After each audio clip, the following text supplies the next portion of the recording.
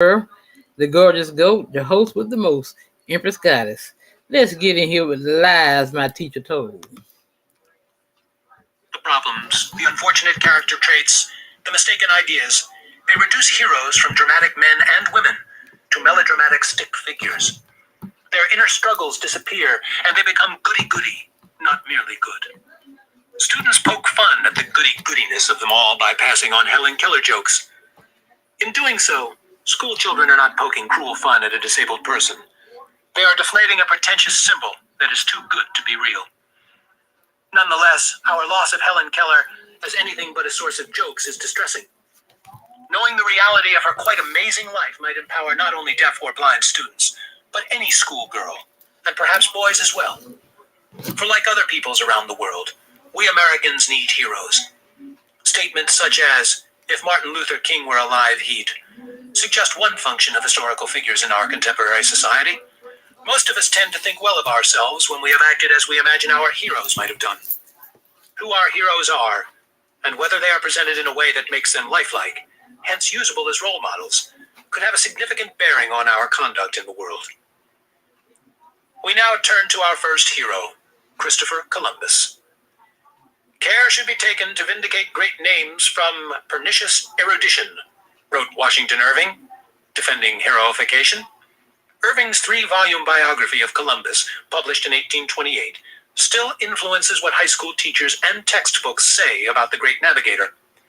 Therefore, it will come as no surprise that heroification has stolen from us the important facets of his life, leaving only melodramatic minutiae. Chapter 2. 1493. The True Importance of Christopher Columbus. Columbus is above all the figure with whom the modern age, the age by which we may delineate these past 500 years, properly begins. And in his character, as in his exploits, we are given an extraordinary insight into the patterns that shaped the age at its start, and still for the most part shape it today. Kirkpatrick Sale. As a subject for research, the possibility of African discovery of America has never been a tempting one for American historians. In a sense, we choose our own history, or more accurately, we select those vistas of history for our examinations, which promise us the greatest satisfaction, and we have had little appetite to explore the possibility that our founding father was a black man. Samuel D. Marble. History is the polemics of the victor. William F. Buckley, Jr. What we committed in the Indies stands out among the most unpardonable offenses ever committed against God and mankind, and this trade in Indian slaves as one of the most unjust, evil, and cruel among them. Bartolomé de las Casas. In 1493, Columbus stole all he could see. Traditional verse, updated. In 1492, Christopher Columbus sailed in from the blue. American history books present Columbus pretty much without precedent, and they portray him as America's first great hero. In so canonizing him, they reflect our national culture. Indeed, now that President's Day has combined Washington's and Lincoln's birthday, Columbus is one of only 2 people the United States honors by name in a national holiday. The one date that every school child remembers is 1492, and sure enough, all 12 textbooks I surveyed include it. But they leave out virtually everything that is important to know about Columbus and the European exploration of the Americas. Meanwhile, they make up all kinds of details to tell a better story and to humanize Columbus so that readers will identify with him. Columbus, like Christ, was so pivotal that historians use him to divide the past into epochs, making the Americas before 1492 pre-Columbian. American history textbooks recognize Columbus's importance by granting him an average of 800 words, 2.5 pages including a picture and a map. A lot of space considering all the material these books must cover. Their heroic collective account goes something like this. Born in Genoa, Italy, of humble parents, Christopher Columbus grew up to become an experienced seafarer. He sailed the Atlantic as far as Iceland and West Africa. His adventures convinced him that the world must be round. Therefore, the fabled riches of the East, spices, silk, and gold, could be had by sailing west, superseding the overland route through the Middle East, which the Turks had closed off to commerce. To get funding for his enterprise, Columbus besieged monarch after monarch in Western Europe. After at first being dismissed by Ferdinand and Isabella of Spain, Columbus finally got his chance when Queen Isabella decided to underwrite a modest expedition. Columbus outfitted 3 pitifully small ships, the Nina, the Pinta, and the Santa Maria, and set forth from Spain. The journey was difficult. The ship sailed west into the unknown Atlantic for more than 2 months. The crew almost mutinied and threatened to throw Columbus overboard. Finally, they reached the West Indies on October 12, 1492. Although Columbus made 3 more voyages to America, he never really knew he had discovered a new world. He died in obscurity, unappreciated and penniless. Yet without his daring, American history would have been very different. For in a sense, Columbus made it all possible. Unfortunately, almost everything in this traditional account is either wrong or unverifiable. The authors of history textbooks have taken us on a trip of their own, away from the facts of history into the realm of myth. They and we have been duped by an outrageous concoction of lies, half-truths, truths, and omissions that is in large part traceable to the first half of the 19th century. The textbook's first mistake is to underplay previous explorers. People from other continents had reached the Americas many times before 1492. Even if Columbus had never sailed, other Europeans would have soon reached the Americas. Indeed, Europeans may already have been fishing off Newfoundland in the 1480s. In a sense, Columbus's voyage wasn't the first, but the last discovery of the Americas. It was epoch-making because of the way in which Europe responded. Columbus's importance is therefore primarily attributable to changing conditions in Europe, not to his having reached a new continent. American history textbooks seem to understand the need to cover social changes in Europe in the years leading up to 1492. They point out that history passed the Vikings by, and devote several pages to the reasons Europe was ready this time to take advantage of the discovery of America, as one textbook puts it. Unfortunately, none of the textbooks provides substantive analysis of the major changes that prompted the new response. All but one of the 12 books I examined begin the Columbus story with Marco Polo and the Crusades. American adventures start simply with Columbus. Here is their composite account of what was happening in Europe. Life in Europe was slow-paced. Curiosity about the rest of the world was at a low point. Then, many changes took place in Europe during the 500 years before Columbus's discovery of the Americas in 1492. People's horizons gradually widened, and they became more curious about the world beyond their own localities. Europe was stirring with new ideas. Many Europeans were filled with burning curiosity.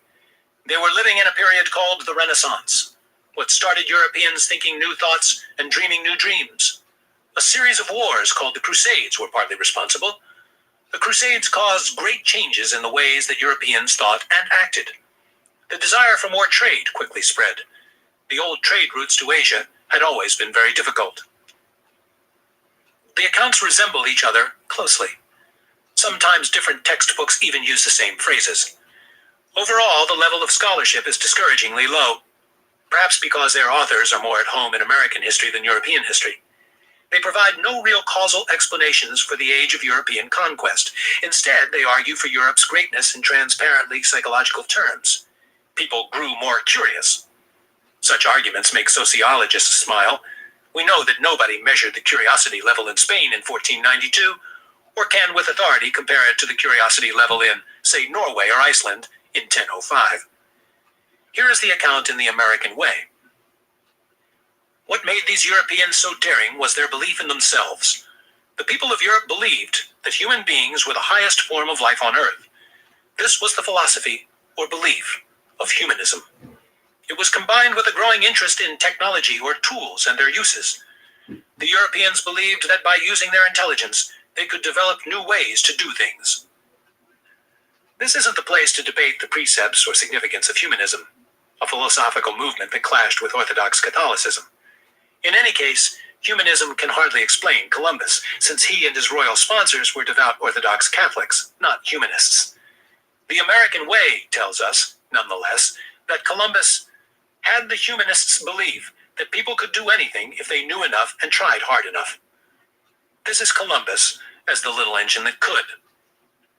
Several textbooks claim that Europe was becoming richer. wealth led to more trade.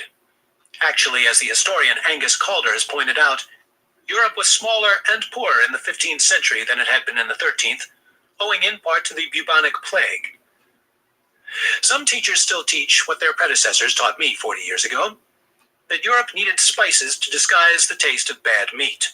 But the bad Turks cut off the spice trade. 3 books, The American Tradition, Land of Promise, and The American Way, repeat this falsehood. In the words of Land of Promise, then, after 1453, when Constantinople fell to the Turks, trade with the East all but stopped. But A.H. Liebeyer disproved this statement in 1915.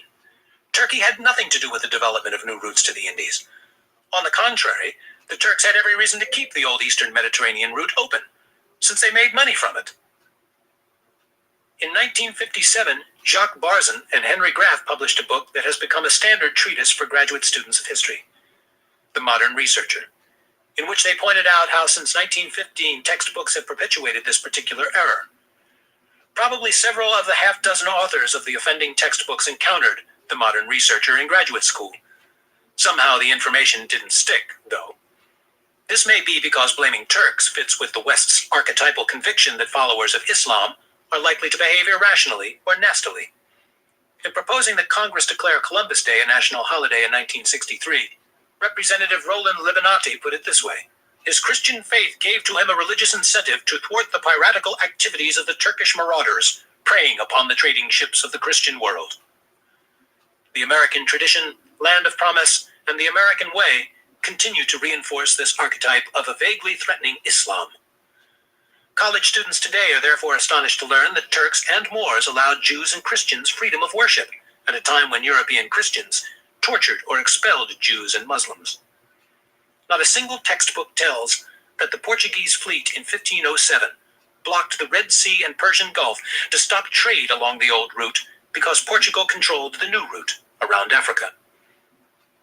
Most textbooks note the increase of international trade and commerce, and some relate the rise of nation-states under monarchies. Otherwise, they do a poor job of describing the changes in Europe that led to the Age of Exploration. Some textbooks even invoke the Protestant Reformation, although it didn't begin until 25 years after 1492. What's going on here? We must pay attention to what the textbooks are telling us, and what they are not telling us. The changes in Europe not only prompted Columbus's voyages, and the probable contemporaneous trips to America by Portuguese, Basque, and Bristol fishermen, but they also paved the way for Europe's domination of the world for the next 500 years. Except for the invention of agriculture, this was probably the most consequential development in human history. Our history books ought to discuss seriously what happened and why, instead of supplying vague, nearly circular pronouncements such as this from the American Tradition. Interest in practical matters and the world outside Europe led to advances in shipbuilding and navigation. Perhaps foremost among the significant factors that textbooks leave out are advances in military technology. Around 1400, European rulers began to commission ever bigger guns and learn to mount them on ships. Europe's incessant wars gave rise to this arms race, which also ushered in refinements in archery, drill, and siege warfare. China, the Ottoman Empire, and other nations in Asia and Africa now fell prey to European arms, and in 1493, the Americas began to succumb as well. We live with this arms race still. Since the demise of the Soviet Union, the nuclear arms race may have come to a temporary resting point, but the West's advantage in military technology over the rest of the world, jealously maintained from the 1400s on, remains very much contested. Western nations continue to try to keep non-Western nations disadvantaged in military technology, just as the 13 British colonies tried to outlaw the sale of guns to the Native Americans. All right, Capricorn, let's get it. The United States now tries to outlaw the sale of nuclear technology to third world countries. Since money is to be made in the arms trade. Hey, Cappy. Welcome back, guys. I hope you all are doing well today. This is going to be for anybody with Capricorn placements in their chart. Just make sure you guys take what resonates and leave what doesn't fit for your situation. Okay, and also make sure you flip in Sister Rose as well, Capricorn. All right, please be aware that there are scammers down below in the comment section pretending to be me. So if the name is not highlighted in gray, it is not me replying back to your comment. And if there are fake pages reaching out to you on other platforms outside of YouTube, is also obviously not me. My platform handles are going to be down below in the description box, okay? So let's see, Cappy. Let's see what's going on with you. Let's pull some angel numbers. Let's see what you guys could be seeing at this time. What's going on for Capricorn spirit? Please return any spell work, any dark magic that is sent to harm the collective and their loved ones. Me and my loved ones return it back to the Cinder spirit. Let's see, Capricorn. Angel numbers that Capricorn could be seeing, spirit, or what they could be, what could be coming up for them to be seeing. I don't know. But let's see for Capricorn.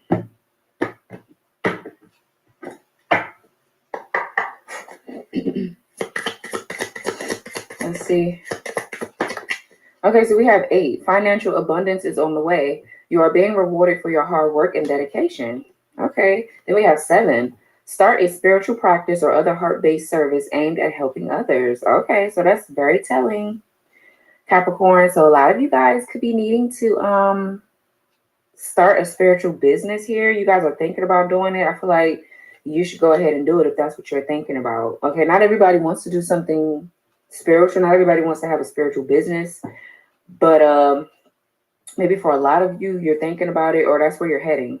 Or you're going to get intuitive nudges about doing this here. Whatever this is going to be really good. And it's going to help your money grow. Okay. Yeah. Bottom of the deck, we have 919. Pay close attention to your dreams for an important message or guidance. Wow. Then we have 717. Start a new course or research information that will help you to enhance your knowledge base that aligns with your goals and pursuits. Okay. Yeah, I like those. So you could be seeing 717, 919, 7 and 8. Okay, that could be significant to you and for you here, Capricorn. So let's see. Let's pull from the situations deck. Let's see what's going on here. These are relationship cards, but I like to incorporate relationships with work. If I see something about money here, I'm going to elaborate on that as well. So let's see. What's going on for Cappy? What's going on for Capricorn spirit? Please give me clear messages. What does Capricorn need to hear and know at this time? Messages for Capricorn. Let's see. For Capricorn spirit, messages for Cappy.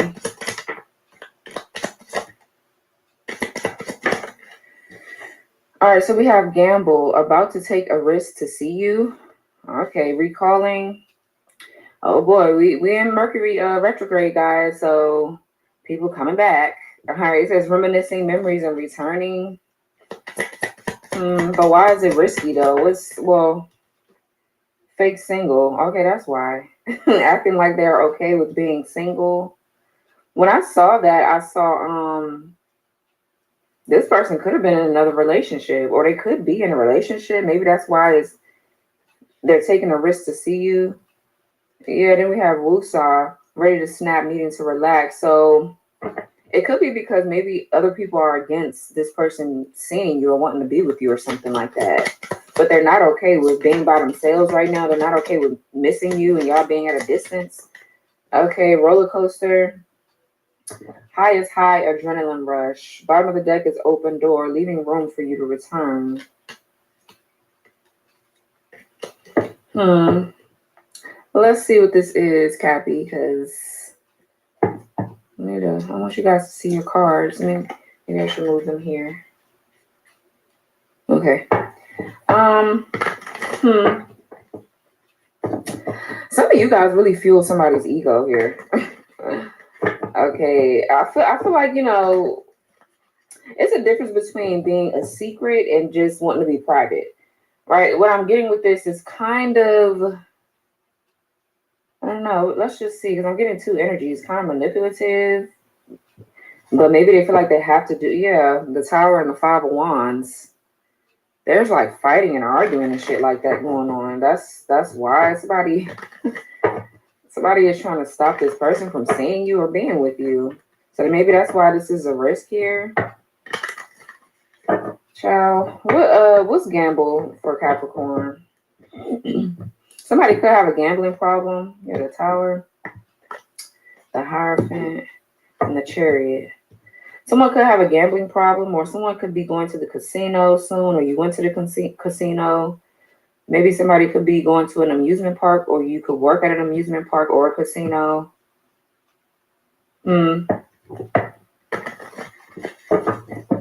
Let's see.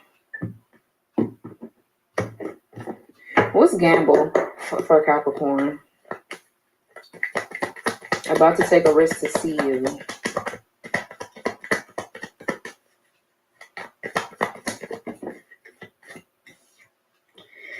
The Eight of Pentacles.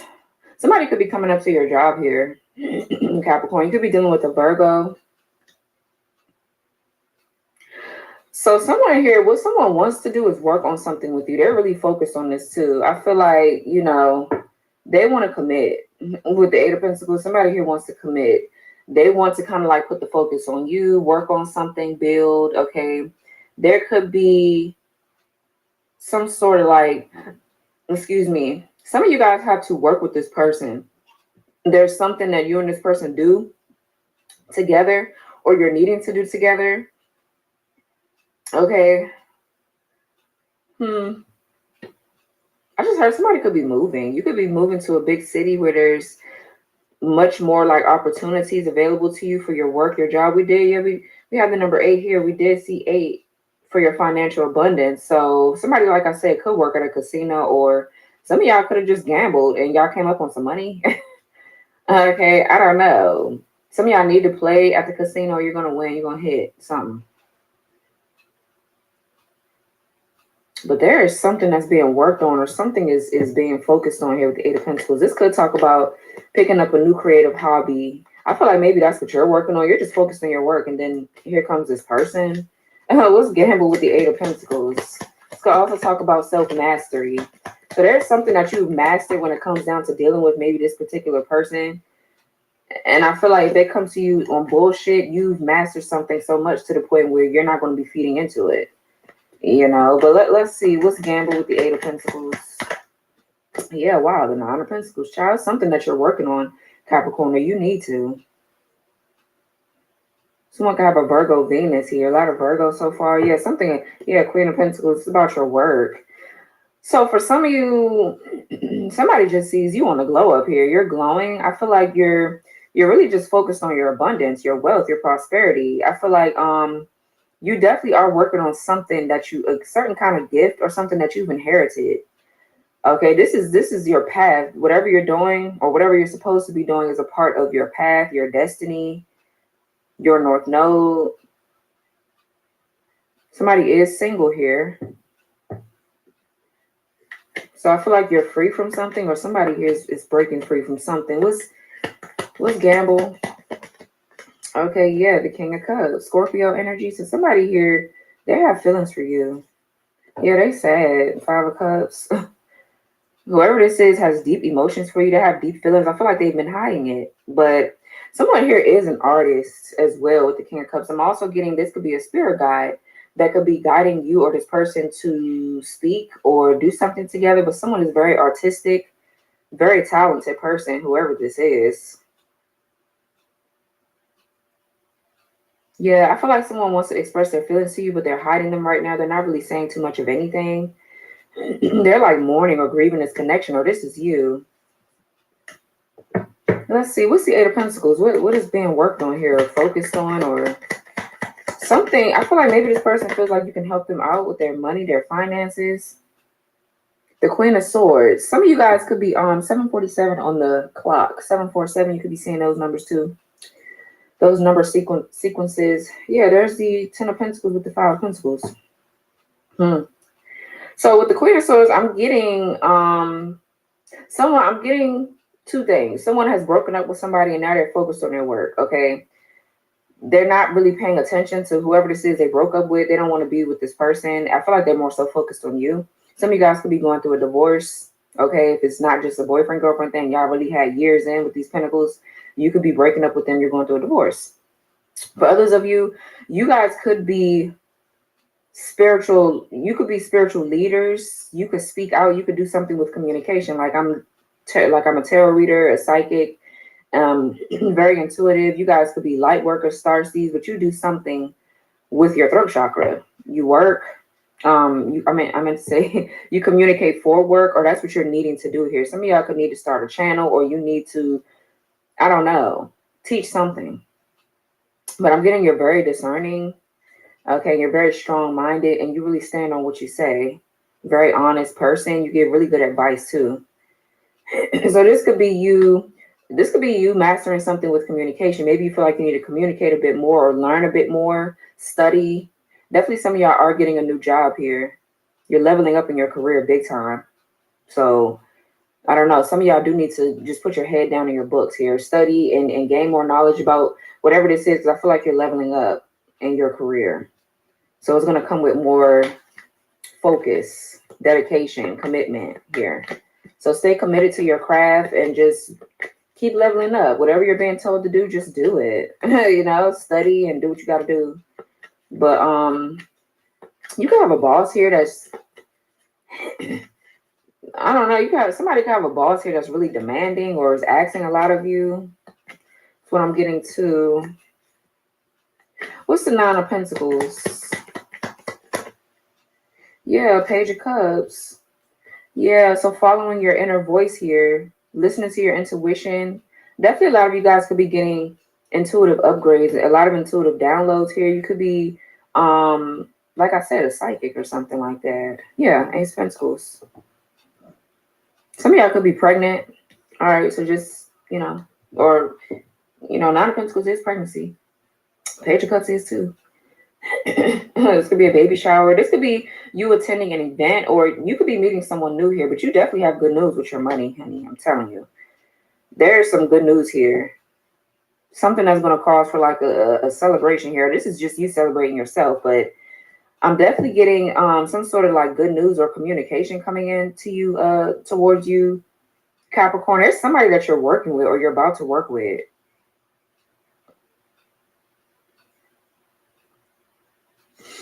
Yeah, they're going to bring a business opportunity to you here. Somebody that's going to help you really see something about yourself that maybe you didn't see before or something like that. What's the King of Cups? The Six of Pentacles. Yeah, whoever the fuck this is. Someone could have a Taurus moon. Yeah, something is very spiritual here. The High Priestess with the Empress, the Five of Pentacles, and the Ten of Pentacles. Someone here could be pregnant. Somebody's leaving someone that's pregnant out in the cold, or somebody's leaving their child's mother out in the cold, or child's father, or something like that. Something. In order to come back into balance to continue to build this legacy. But the Six of Pentacles, yeah, this is equal give and take, reciprocity. This person could need your help, like I said. Or this could be this person coming to support you in a certain way, being generous to you, being reciprocal. Definitely new employment, a new job here. What else for this King of Cups with this Six of Pentacles? Okay, Seven of Wands.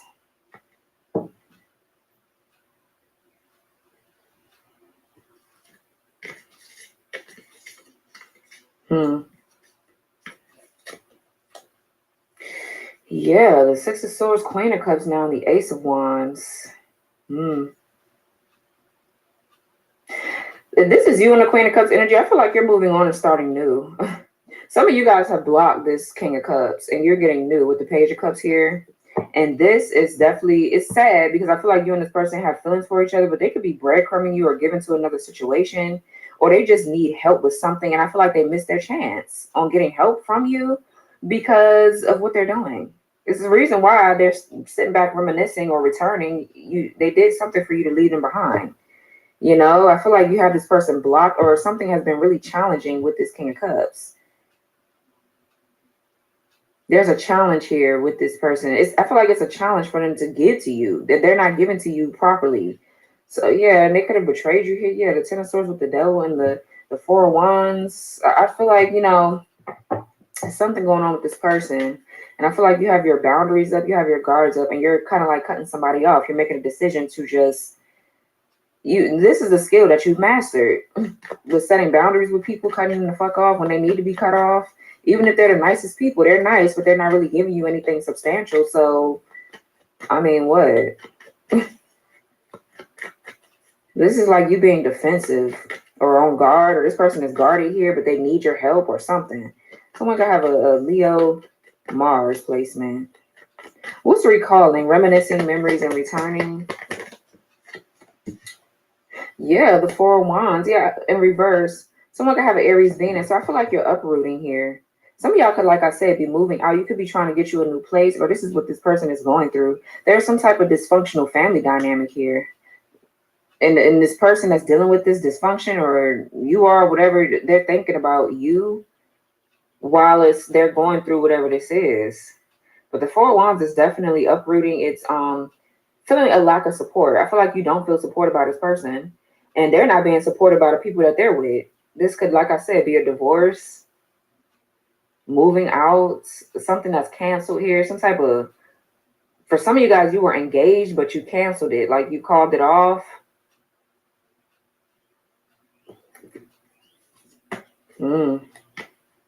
What's recalling?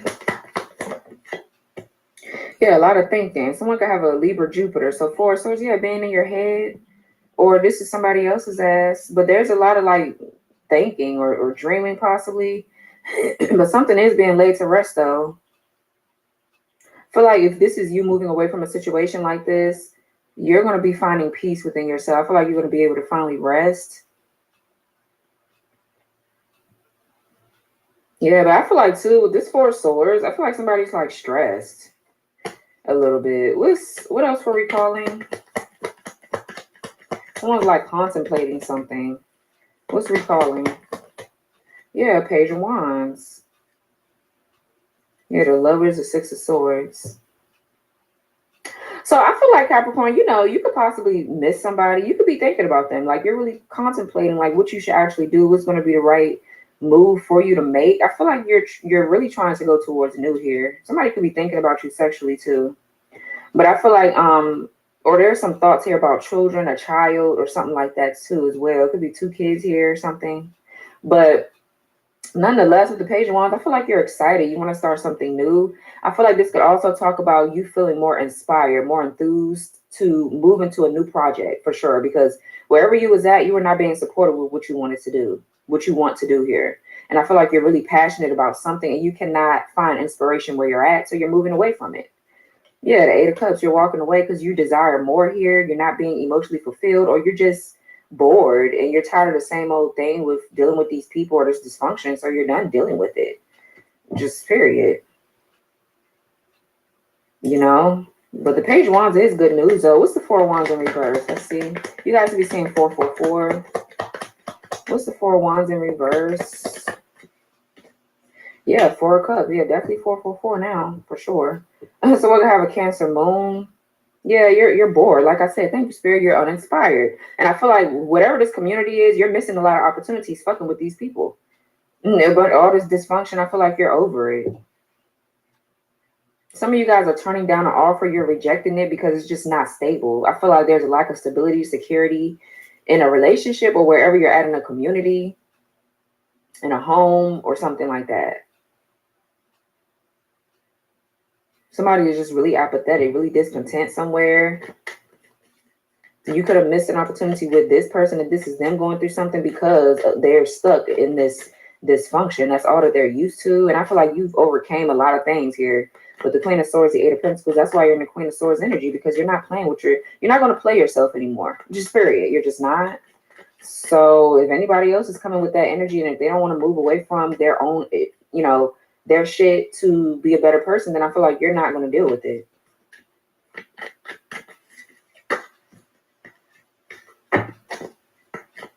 What's the Four of Swords? What is this thinking about? Excuse me. What's the Four? Yeah, the Tower. Somebody, excuse me, Aries energy. Somebody is just trying to find peace within this fucking chaos. I feel like somebody just wants a peace of mind here. Okay, there's definitely something going on with while you're resting. Your dreams could be significant, or Something like that. It's something here that's falling apart that you've been thinking about like over and over again, or really trying to make a logical decision. And you're letting what you're doing is letting the universe help you out. I feel like you're not pushing or you're not pulling. It's you sitting still, sitting quiet to figure out what the answer is that you need to do. What's really going to be? I feel like you're choosing your happiness here. Yeah, it's a tough decision. Two of Swords, but ultimately, I feel like you're going towards new. This is going to send you right where you belong here. I'm telling you, like that's what it looked like. You have a decision to make between two paths or two people. One of them, obviously, they both lead to a different path, and it's very significant to your journey right now too. It's very important that you kind of like sit on it and make the right decision before you just up and do something. I feel like you're going where you're going to be supported. Period. So yeah, the Devil, Capricorn, that's you. Aquarius, y'all could be on the Aquarius Capricorn cusp. You're the Magician, the Ace of Swords. So there is a sudden realization and epiphany is what I'm getting. Yeah, you're having a tower moment. You're like, this is really not making no sense. Why am I still here? What is going on? Like none of this is even making sense. So what am I really doing? Right? Like, what's the Page of Wands? And it's about a person. Yeah, Eight of Wands. I'm telling you, whatever this is really going to be nice. It is. Y'all need to jot down your dreams or something. I feel like somebody's dream state is really going off right now. I don't know if you're having lucid dreams or vivid dreams or whatever. Or whatever you're thinking about. You could be coming up with like new ideas in the spare of the moment. Like you could be driving and thinking about something. Some of y'all need to pull over and write it down or something like that. I don't know. But there's some sort of like sudden or fast change, a sudden shift. Okay, some of y'all could be thinking about traveling. Or this is somebody coming towards you. For some of you, it's new. There's something new coming in. For others of you, this could be this person. Because it say returning. And I feel like they're going to return once you feel like you want to move forward. I feel like that's what's going to happen here. Literally. Someone could have a Sagittarius Mercury. But this is you moving on, feeling inspired to do something else, gaining your confidence again. Yeah, but the Eight of Wands is a positive shift going forward. The Eight of Wands too talks about travel for like romance. This could be, you could look at any card romantically, right? They all have different meanings for your career, your love life, spiritual, your health, and shit like that. I feel like you're really going to be energized too. There's going to be a sudden burst of like energy. Some of y'all could be working out a little bit more. You're trying to get your body back together is what I'm hearing too. But I feel like there's a lot of positive shifts here for you coming up, or you're already in it. Yeah, so what's fake single? Acting like they're okay with being single. The Eight of Cups in reverse, someone can have a Pisces Saturn. So it's like whoever this is, they need to be single though. They need to be single and they need to be okay with it. That's the problem with whoever this is, because this person is non-committal. Eight of Cups in reverse, and they're stagnant. They're stuck. There's like abandonment wounds or insecurities that they need to work through that they're just stuck with, or they're the Eight of Cups does talk about somebody faking their happiness too, though. So we're gonna see what this is, but I feel like somebody does need to learn how to be single though and be okay with it. Somebody is not okay within themselves, is what I'm getting. It's like what's the fake single with the Eight of Cups in reverse? This could be them, like I said, returning. Yeah, the Judgment. Yeah. Could be dealing with a Scorpio, Aries, Leo, Sag. What's the fake single? The Death card. Scorpio strong.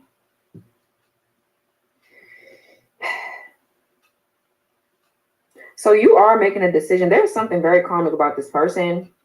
There's a karmic lesson here that needs to be learned, or it has been learned here.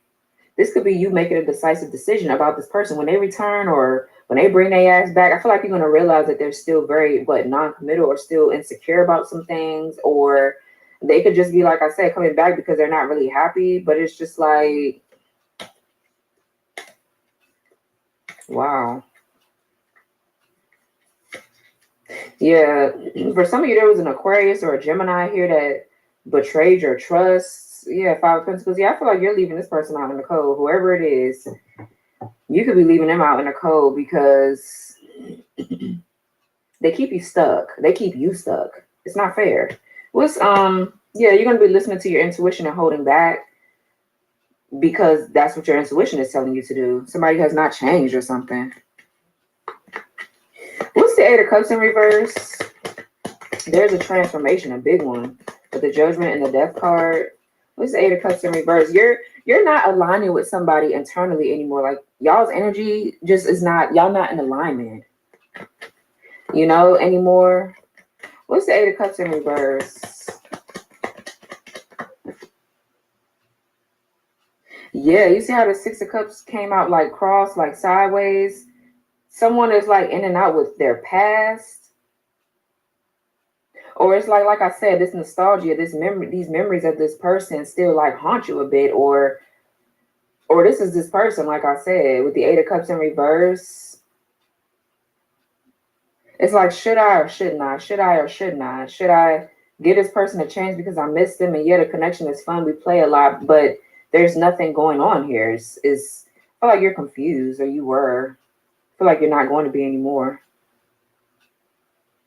Someone is like faking their happiness with their past. They could be faking their happiness with somebody that they have children with. This person, the problem with this person is they're not, first of all, I feel like they're not completely over the past. It's like they're trying to choose between this path that you, or they supposed to be on with you, and then choose between their past. And it's like, they're so unhappy by themselves. That's the problem. They're looking to be validated by you and by this person, and you're not chasing them anymore. So of course they're going to go after the person too that is not chasing them. They like that. They like chasing. And I feel like for some of you, that could be something that you've learned from or you've healed from. That's why I say y'all are not on the same page no more, because they're still stuck. And this is a huge thing. A lot of people are very codependent. A lot of us struggle with codependency. That's a huge thing to heal from. Abandonment wounds and shit like that. Like, that's not something little. And it takes years, depending on the traumatic experiences that you've been through. So there's the challenge for this person is to be on their own, do the introspection. Eight of Cups in reverse is not introspecting anything. It's being stuck. It is. Someone is still childish a bit, or they waver back and forth between being childish and really letting the past go. And I don't know, it's not. Yeah, I feel like you're going to end up moving away from this person because they come in fast, and it could be sexual. You and this person have a very strong sexual connection possibly, but shit ends just as fast as it starts with this person. So you could have a choice between two, or this is them, one or the other. Y'all probably going through the same shit. It's like you're marrying each other, but instead this person is getting left behind and you're getting new, and they're going to be stuck with this past person is what I'm getting. Whoever the fuck they pretending like they happy with or whatever. Or if they are single, they are free to make the decision to go back to that person if they wanted to. I mean, everybody got free will, no matter what spirit is telling them. That's why there's karma. You don't listen, then you just get karma. Like you stay stuck in the bullshit that you created for yourself. You already get warnings, you get into it to nudges. If you don't follow them, then that's on your ass. Like, I don't know. What's the Judgment? So definitely there's something that's let's see. Yeah. The Page of Pentacles with the Wheel of Fortune. I feel like you're being really practical right now. So I feel like you're being a bit logical. You're being a bit head over heart, because, and it's crazy because I don't really see I see the Eight of Cups, Six of Cups, Four of Cups. Those are all Page of Cups, King of Cups. Okay, I do. So scratch that. But these cups, they give off confusion with emotions. You know what I mean? There's something for some of you, you're in communication with somebody new and it's going really well. I feel like that's the route that you're going. Page of Pentacles is definitely plan or a strategy, or like I said, a new offer, a new commitment, a new start with the Page of Pentacles. This is what you're planning for. I'm definitely getting, like I said, good news with your money. This is you. Maybe you're deciding about a job. Some of y'all could be deciding to go back to school with the Page of Pentacles. Some of you guys could be learning divination, tarot, the occult. You could be studying. And it's destined for you to, whatever this is that you're making a decision about, it has a lot to do with this relationship and your career. Like your career is tied into a connection, it seems like, Capricorn. This is you with the Page of Pentacles. Some of you guys could be consulting like tarot to see what you need to do to help you make a decision. Nothing wrong with that, obviously. I feel like what you're doing is learning how to forgive your past and still move forward. That could have been something that's challenging for you to do. You know, it's like, I feel like too, you're like, you know, I don't really want to be single, right? I feel like, and you could say that because I feel like you've done the work or you're doing the work. It's like, I deserve a nice relationship, so that's what I'm going to get. Period. Yeah, the Emperor with the Five of Pentacles, Eight of Swords, the Hermit, the Moon. Yeah, it's just whoever this is. This could be actually your divine masculine, your twin. For some of you, this is your twin, and they're not overcoming these obstacles that they need to overcome to move forward. For some of you, there's somebody that's going to come in. There's a counterpart, right? Your counterpart doesn't have to be a twin flame. You could be meeting a counterpart, a kindred spirit, or somebody that is going to enlighten you just naturally about how you self-sabotage here. And there's something really deep maybe about this connection that you're going to be in. But I feel like for some of you, this is your divine masculine. They stuck up in their head. For some of you, somebody here has mental issues. The Eight of Swords with the Hermit and the Moon, they hide it though. And I feel like they hide the fact that they're in love with you. And it's just like, it's a lot going on. It's just a lot going on here. But I see things turning in your favor with the Wheel of Fortune and the Judgment. You have really good karma coming in here. They both upright. There's something new, something exciting that I feel like you're going to like. And I feel like it's going to bring about loyalty, commitment, dedication. I feel like you're deserving of that. So that's what you need to be taking. Not somebody that's scared to be by themselves. Like, well, if you're scared to be by yourself, why you want to be with my ass? You know what I mean? What's the Death card? Yeah, the Devil in reverse. That's you, Capricorn. This is that toxic energy, whatever it is. It could be anything. Codependency, like I said, addictions, obsessions, whatever this is that you're getting rid of. Whatever this karmic cycle is, you're over it. You have a Temperance and it's bringing you back into balance. And there's a new beginning with the Fool. We just can't make this shit up, people. Yeah, you're transforming big time. You're ending something major. I feel like this is a major ending. And it's major because it's been a long overdue cycle of bullshit. It's just been time for you to leave something, but I just feel like you've been too caught up in wanting something so bad with somebody or in a career or something that you're just not getting. Yeah, you're not getting the effort, the hard work. You put in a lot of time. So I really feel like you're evaluating it, you're looking at it. You know, you're assessing everything, you're reassessing something with the Seven of Pentacles. But this Devil in reverse, yeah, it's over there. And the Death card upright, it's completely over. You transform for real, for real. What's the roller coaster? Highest high, adrenaline rush. Yeah, the Ten of Swords. It's Gemini energy. Somebody could be a Gemini sun. Yeah, Ten of Wands and the Three of Swords. Yeah, whatever this is, this person gets high off of. Okay, it could actually be a drug or figuratively, like they just get high off of playing this runner chaser bullshit. I feel like that's a no. You feel betrayed. So I don't know. Somebody here is used to toxicity. They're used to being stabbed in the back. So this is what they're drawn to. This is a trauma response. Is what I'm getting. Somebody is not healed. They're not dealing with their trauma the right way. What's the roller coaster with the Ten of Swords? The Hierophant, yeah, you could be dealing with a Taurus. What's roller coaster with the Ten of Swords and the Hierophant and the Five of Wands? Yeah, somebody just likes to fight, argue, or they're used to that. One or the other. Someone could have a Leo Saturn. Somebody's very childish. Someone gets off on fighting and arguing. Like I said, someone here could be married or there's still a contract here open with them and somebody else, or this is you, one or the other.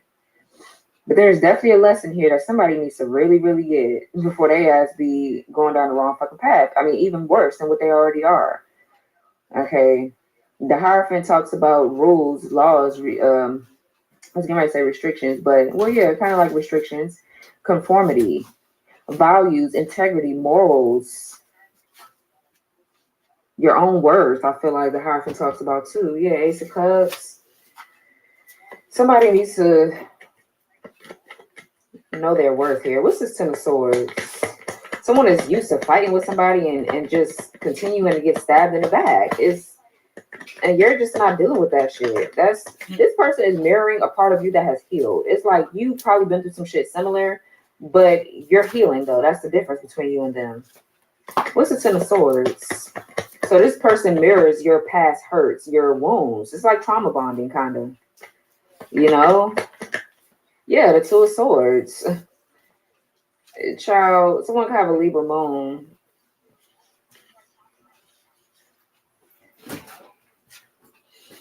Yeah, something is just, it's at a stalemate, and it's hard for somebody to, they're ignoring it. This is somebody that's in denial about the betrayal. It's like, too, this person, they come in, they gas you up, and then they walk right back out, and then they go back to whatever they was doing. This is the problem here. This is the problem. I feel like this is anxiety. This is feeling too overwhelmed to even move around and do what they need to do. What's the Hierophant? Yeah, Ace of Cups, child. Yeah, there is something is ending though. The worst of the situation is over. It is over. So you're gonna have to make a choice too. I feel like they're doing the same thing, but I don't know where they headed. It looks like you're headed somewhere else. The Ace of Cups, yeah, there's a new commitment coming in. There's a new contract for a lot of y'all with the Ace of Cups. This does talk about, like I said, pouring into yourself, self-worth, and shit like that, you know. But there is something nice coming in with the Hierophant and the Ace of Cups. And whatever this is that's giving you this 1 minute you're up, the next minute you're down, and you're I feel like it's a no. You're not going back that way. I really feel like that for a lot of y'all. This is something that's celebratory with the Ace of Cups. You could be going out and things like that, or you need to, because I feel like you're going to be running into people that really resonate with you because you're not being supported somewhere. What's the Five of Wands? Yeah, King of Pentacles, Ten of Wands. Yeah, whoever this is it could be a Taurus here. It doesn't have to be. Or they can have Taurus somewhere in their chart. Somebody can have a Taurus South Node. Because somebody is definitely in their South Node energy. They could be fighting shit about money. Definitely somebody's committed. The King of Pentacles has been in something for a long time. They like long-term commitment.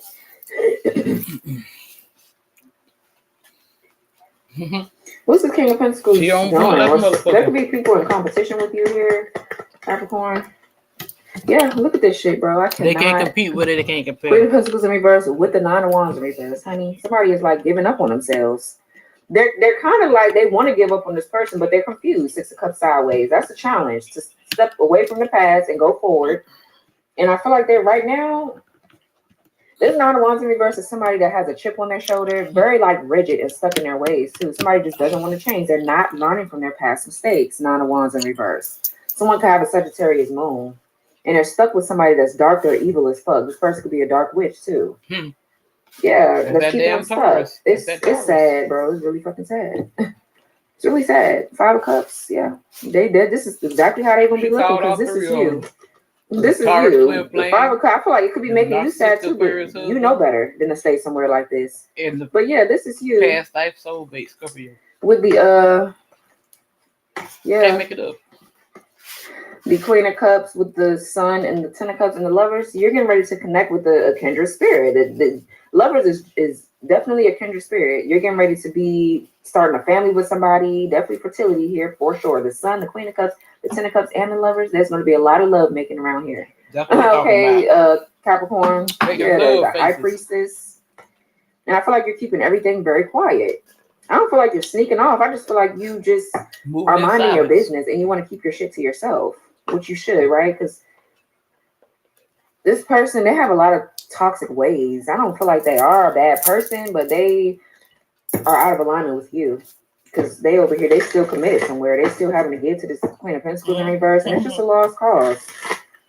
Yep. You know, it is what the fuck it is.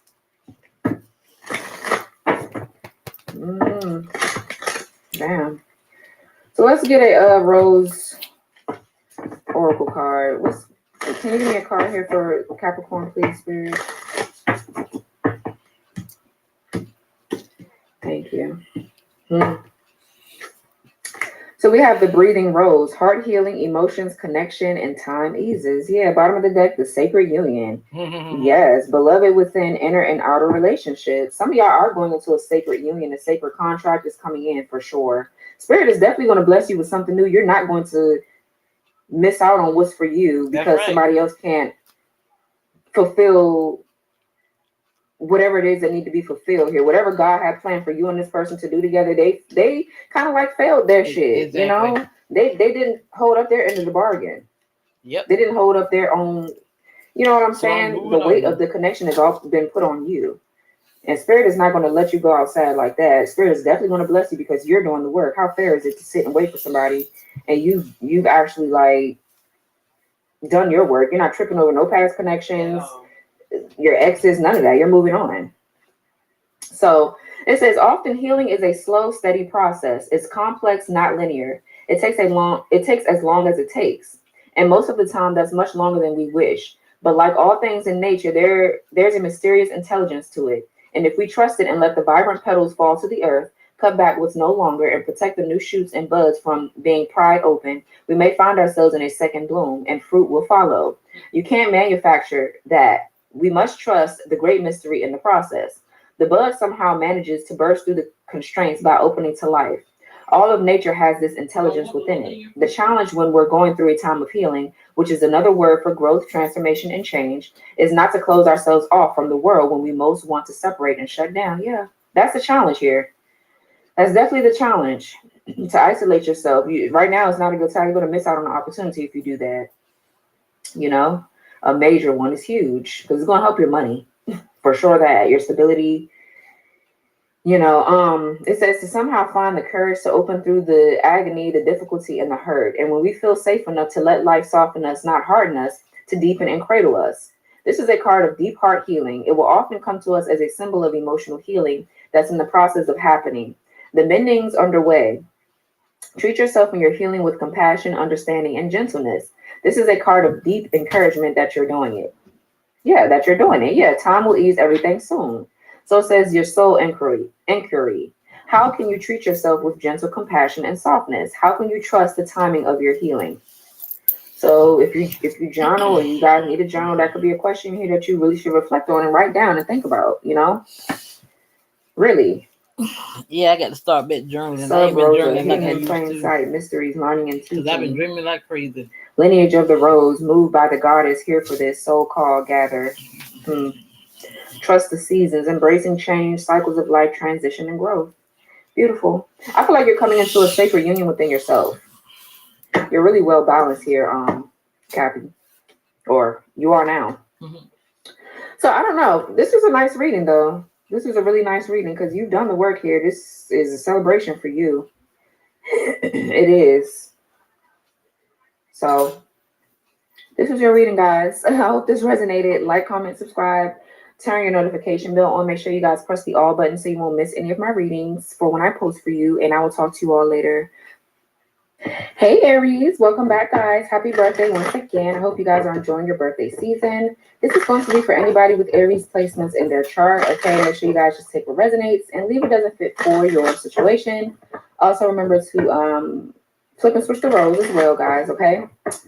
If there are, well, please be aware that there are fake pages and fake, scammers down below in the comments pretending to be me. 11:44 on the clock, by the way, you could be seeing those synchronicities, but people pretending to be me in the comments. If the name is not highlighted in gray, it is not me replying back to your comment.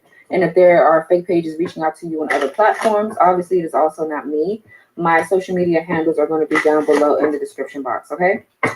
So, Aries, let's see what's going on with you guys. Spirit guides, angels, ancestors, ascended masters, please return any spell work, any dark magic that's sent to harm the collective and their loved ones. For me and my loved ones, return it back to the sender. Okay, so let's see what's going on for Aries, Spirit. Let's pull some angel numbers. Aries, okay. So we have 666. Be reflective on all aspects of your life, material and spiritual. Keep your thoughts positive and balanced. Okay, 444. You are on the right path. Ask for help if needed and be sure to avoid distractions and any negative influences. 5-5. You may be clinging to the past. Just let it go. Hanging on may delay you from reaching your true destiny. And then we have 7-17. Start a new course or research information that will help you enhance your knowledge base that aligns with your goals and pursuits. Okay, yeah. That's funny. I've been seeing that number. Okay, you guys be seeing 7-17 too, though. 5-5-5-5. Be ready to receive a miracle or gift from the universe. You've overcome many challenges. It's time to relax and enjoy the fruits of your labor. All right. So that looks good here, Aries. So maybe I got to get some studying done here. Some of you guys own a spiritual business with these sevens here. You have a lot of knowledge here. Okay, with spirituality, so there could be spirits trying to level you up. They're trying to get you to study something that you can incorporate in your, like if you have a tarot reading business, or if you fucking have you're a spiritual practitioner, or you're something, right? So, but whatever you do, even if it's not spiritual, is something that you need to either take a course on, go to class, read more books on it, or something. Okay, because it's gonna put you where you need to be with your money and your business and things like that. So let's see. Give me some cards here for Aries Spirit. Give me more clarity for them. What else do they need to know in here? Let's see what's going on for Aries. Okay, so we have relocated, quit job, or got fired. Okay, period. Well, if you got fired or you quit a job, maybe it's your calling to do so. You're being called to probably take on something else. With the 7-17 card being here, it's time for you to maybe look to another way to make money. Okay, but we have love, adore, admire, and enchantment. Okay, some of y'all are being rerouted. You're moving from one relationship to the next. It doesn't have to be a job, but for some of you it is. Or somebody is fired from their place in your life. Like you're just kicking them the fuck out because they're not acting right. What else? Let's see. Could look at that in many ways. Flaker, yeah, inconsistent. I can't make it up. What else? Somebody here could be a chef. Okay, some of you guys could be chefs. Okay, and then we have impact. Trying to make a positive impression on you. Bottom of the deck is Mr. Krabs. Hard on the outside, soft on the inside. Yeah, I mean, nobody has time for that, honey. Say what you need to say before you miss the fuck out. So, yeah, I feel like there's love here between you and somebody, Aries, but they're definitely inconsistent. And I feel like that's what 5-5 is. You're clinging on to the past. Things could be changing. Things could be changing with that connection because it's like they keep being flaky. So let's see. What's relocated? Quit job or got fired? 3 of Pentacles, Hangman, the Sun. So let's see. What's relocated here for Aries? The Temperance. Yep. Didn't I say it's meant for it to happen that way? Yeah, because you're going to be called to do what? Ace of Wands, work on a new project. I'm telling you, I could do this shit without the damn cards, really. But the Temperance, Sagittarius energy, but because I like reading, I like being a reader.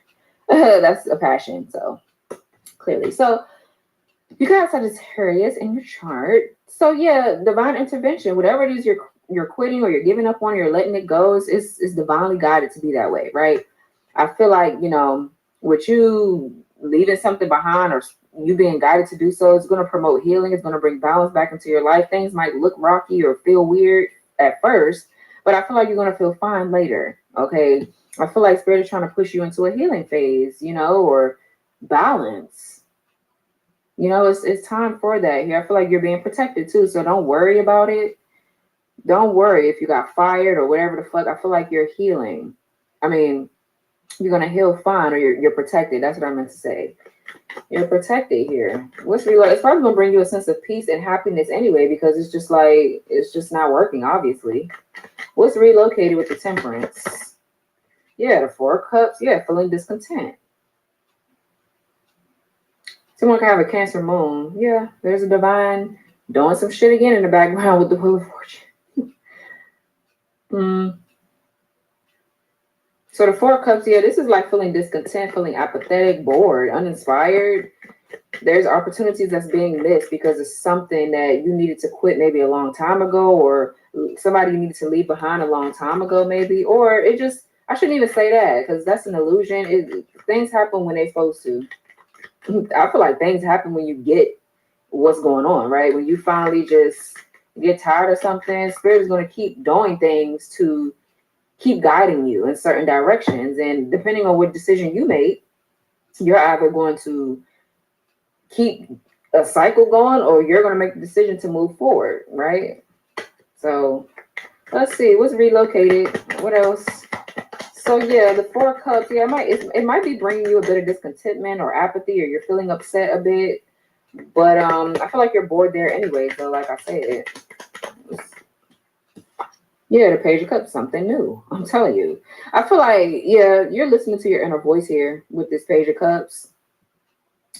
Aries, you could be very artistic too. You're an artist or you're a fashion designer. You do something. You're very artsy, or you have something that you're good at that you need to hone in on, right? You need to apply those talents and make money off of it, right? But this is good news with the Page of Cups. Some sort of like communication coming in, or some sort of like proposal. Maybe you're getting asked out on a date, or this could be a celebration of some sort. Let's see, what's the Temperance?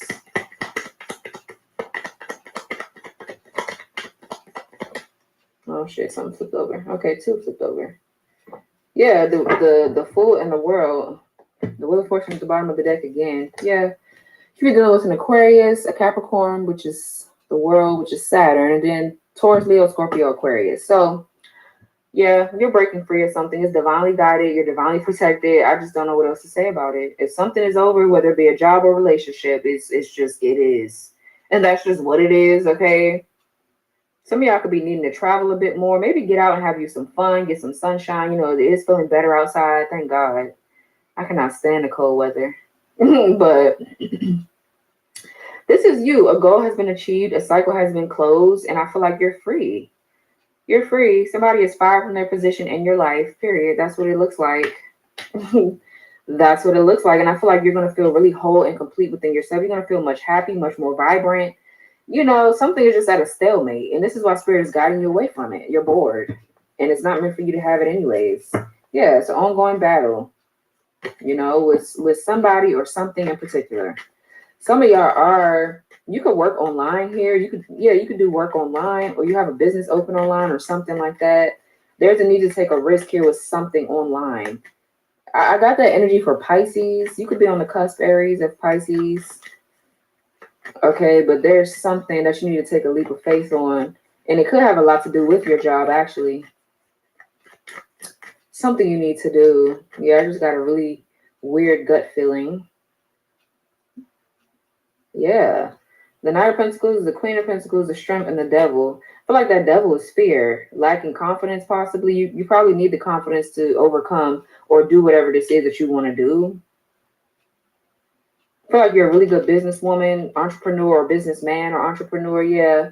It's slow and steady wins the race. So something could be happening slow. Your money could be slowing up or something like that. But I feel like this is more so a hard work. Your hard work and your dedication is going to pay off.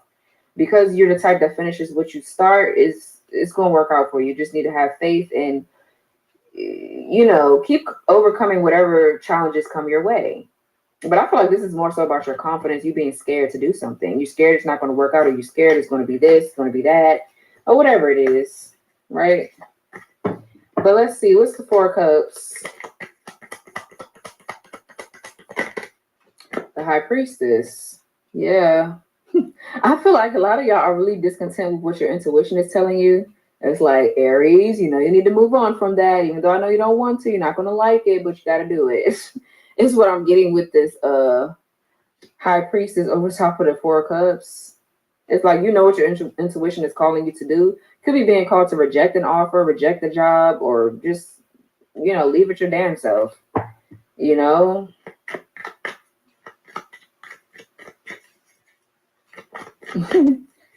You don't like the fact that you have to change course, but you need to. Just period. Yeah. feel like somebody around you could be hiding shit too. It's like something is at a stalemate because someone keeps hiding shit. It's like you don't. What can you do with this? Nothing. You really can't do anything. What's the Page of Cups?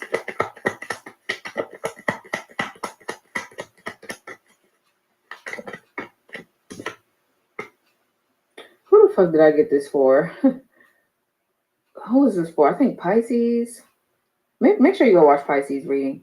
You could be dealing with a Taurus or a Libra.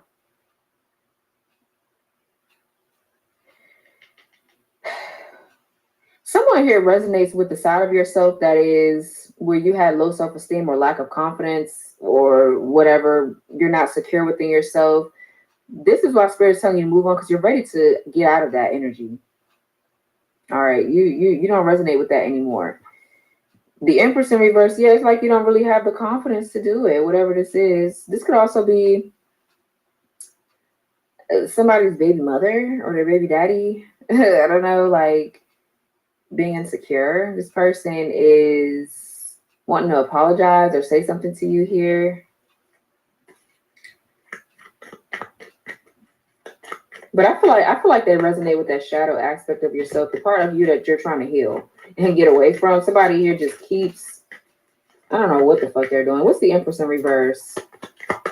Some of you guys are just having a hard time staying grounded. You're having a hard time really birthing something here. What's the Empress in reverse? Two of Swords. Yeah, and the Seven of Wands. Yeah. Someone could have a Libra moon, a Leo Mars. So yeah, this is a stalemate here. Maybe just not being able to make a decision, trying to choose between two paths. And like I said, one of them really resonates with your dark side, and the other one does not. It's leading you forward, it's pushing you forward. Seven of Wands is like being defensive, guarded. Maybe you feel a bit of anxiety, overwhelmed. So it's whatever you got going on in your head is keeping you stuck. For some of you, this is you blocking somebody. You're completely ignoring someone. This Empress in reverse is blocked. You could have a child with this person, or if you do, like the communication with this person is very scarce. It's rarely y'all never communicate unless it's about the child.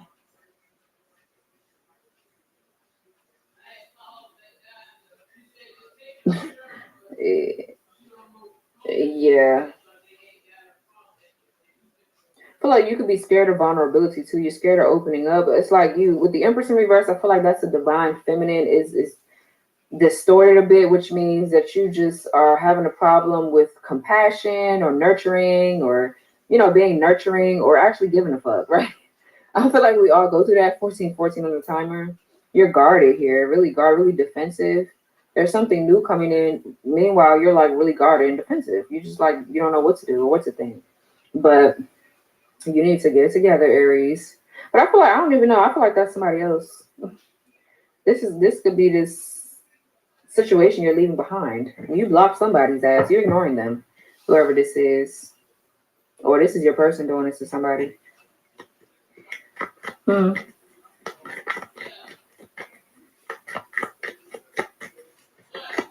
What's love here? Adore, admire, enchantment, judgment. Scorpio, Aries, Leo, Sag. What's love with judgment here? Two of Cups. What's love? Six of Cups. The devil. So, well, you're going to have to make a decision. There's something karmic about you and another person, right? Maybe there is love here, but the relationship could be very fucking childish. Could be unconditional love. You could love somebody unconditionally. But like I said, they don't align with where you're trying to be. There's a need to free yourself from it. It's something that's childish about you and somebody's relationship. Like it is. For some of you, there's going to be a reconciliation of some sort. You're going to have to make a decision, be decisive about what you're going to do. I mean, for some of you, the reconciliation could just be within yourself too. It's like, or you could just be accepting the fact that you love somebody, but are they in alignment with you? No, probably not. But for some of you, there is going to be like a reconciliation, some sort of like awakening is happening. This could be you needing to forgive something or forgive someone in particular. But there's a karmic lesson here that's being learned, or it's been learned here. What's the judgment? That's like being decisive and making certain decisions. What's the judgment?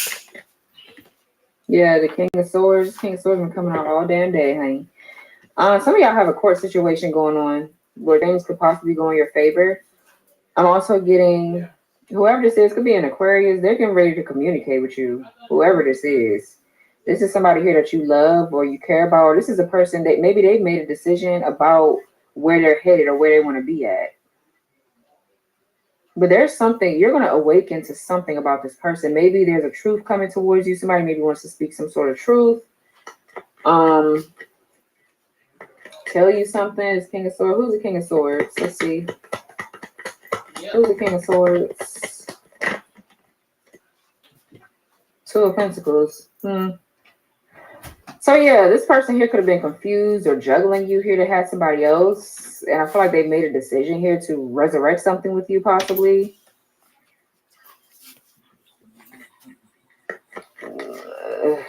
I don't know. I don't really...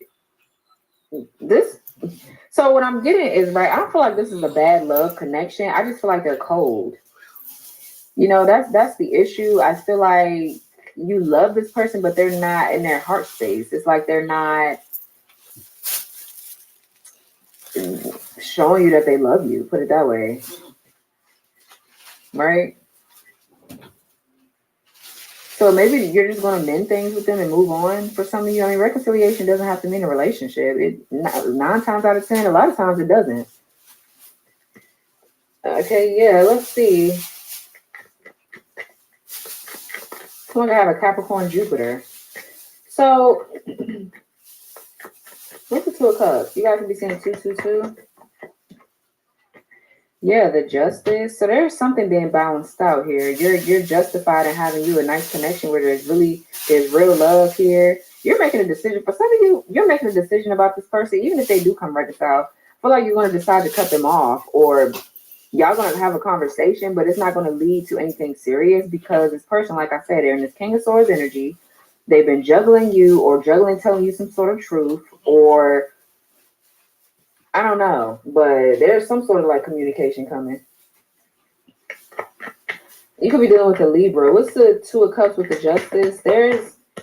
There's balance coming in your love life, whether it's with this person or not. What's the Justice with the Two of Cups? Yeah, 5 of Wands. Yeah, somebody could have put you in competition with someone or put you in another, like, some shit that you ain't had no business in, or not that you didn't have no business. Well, yeah, you don't. But I'm saying somebody put you in something that you don't belong in, put it that way. There's like drama and shit. For some of you, there's drama and shit going on in a court situation. Who did I just get that for? Virgo? Someone could have a Leo Saturn. So because you were put in a situation where somebody was competing or being jealous of you or in competition with you, you're getting a relationship. Now, I don't know if it's with this person or not. I feel like you're learning how to forgive this person and just move on with your fucking life, whether you miss them or not. And that's hard to do. I get it. That's why you're sitting up here 4 cups, the High Priestess, because it's like, I don't want to do that, but it's what's best, right? It feels bittersweet.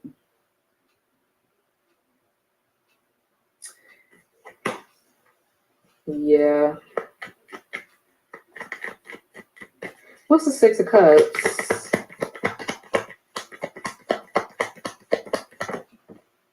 Damn. The Tower in reverse. Yeah, something is inevitable here. Something is really inevitable. Could be dealing with an Aries, about your past, about whoever this is that you miss. This is going to fall apart anyways, or you're going to avoid a tower with this person because it's going to be up to you to make that decision, right? Because the Tower could talk about avoiding a loss, avoiding a tower, averting something, Yeah, 5 of Pentacles, 5 of Swords, the Queen of Swords. Yeah, the 3 of Swords. There's a third party here that's like mad. It could be another Aries or Libra.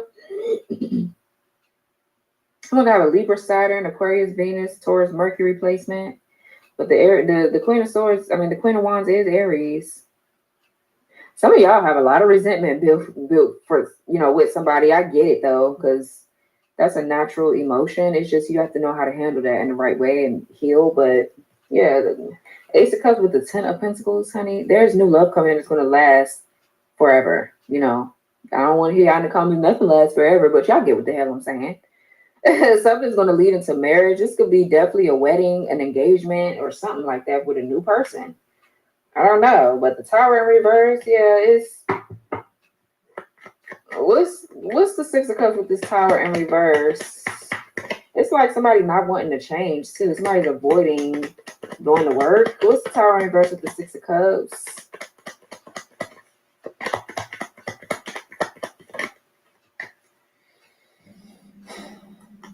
The Nine of Pentacles with the Five of Pentacles. Yeah, it is, for some of you, it could be you.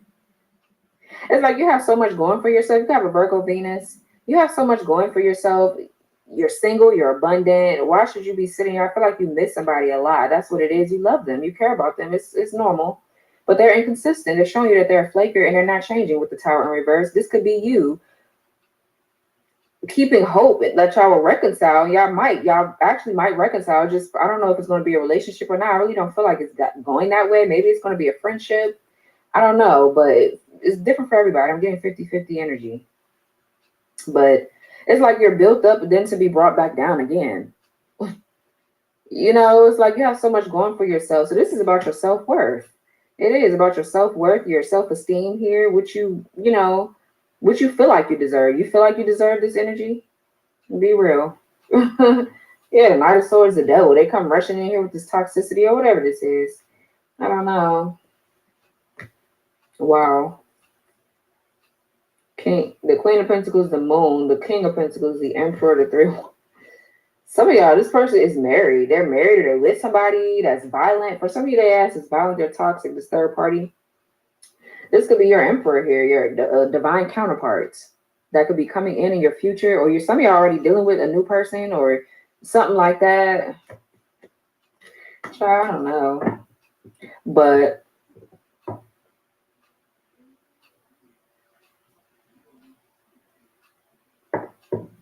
there's something about this past person that just keeps your ass in this cycle. And it's time to make a real clear decision because something is just unfair. When the justice comes out, something was not fair. Now you're going into something nice, and I feel like you need to embrace the new because there's drama going on anyways with whoever the fuck this Empress in reverse is. I don't even feel like that's you. I feel like that's fucking this third party, somebody that someone has children with that doesn't want to change their ways, or they don't want to change and stop dealing with this person they got kids with or whatever.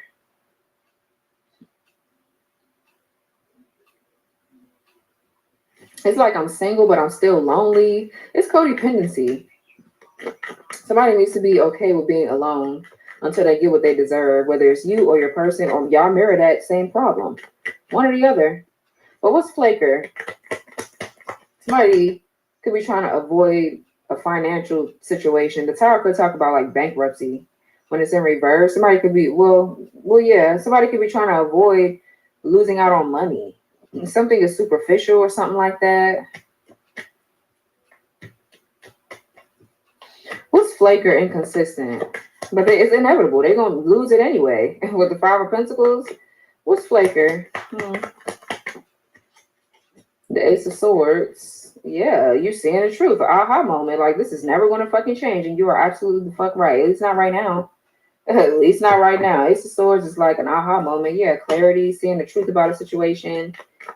This could be a breakthrough on some sort of like communicate. I feel like they're going to communicate with you because, I mean, they respect you that much, hopefully. But if they don't, then you just know where y'all at with it. You can love this person from afar. It's flaker with the Ace of Swords. You're getting some clarity, though. I feel like intuitively about what you need to do. Yeah, the Four of Pentacles, Capricorn Sun, and then we have Gemini Sun here with the Ten of Swords. Yeah.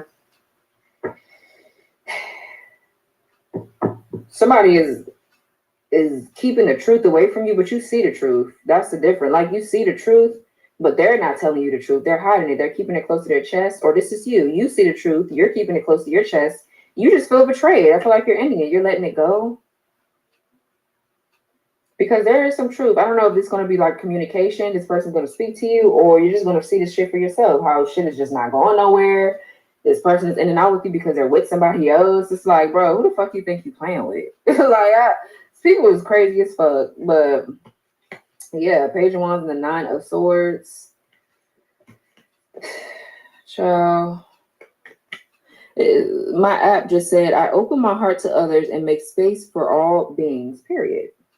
That's what you need. You need to be in a place of compassion. I feel like y'all are having a problem with that because I get it though. You're like, well, why the fuck should I be compassionate towards somebody that's acting a fucking fool and not speaking their truth? They say that they love me, but then you're not being honest. It's like, fuck you.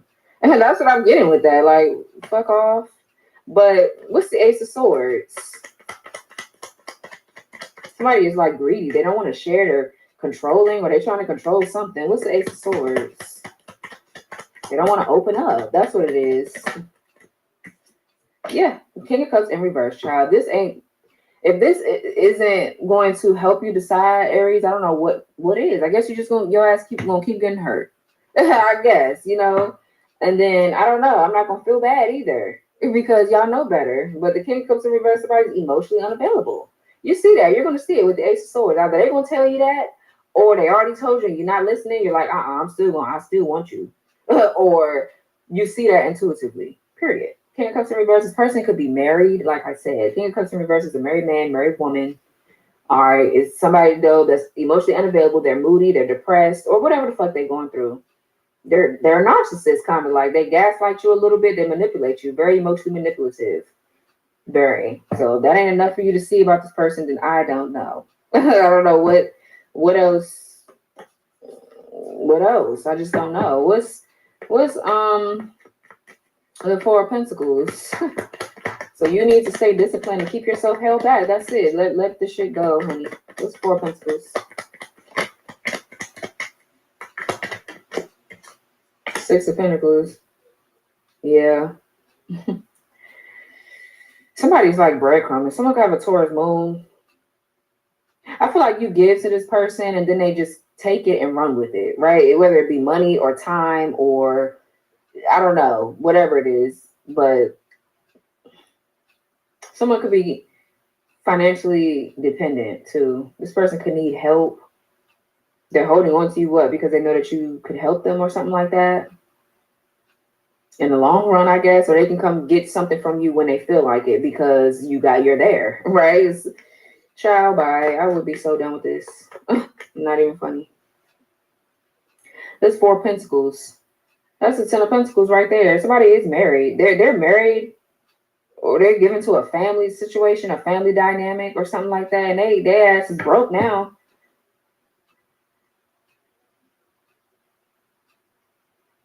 Somebody is just off for themselves. They're greedy. This person is very greedy. They're controlling or whatever the fuck. They just 12 on the clock.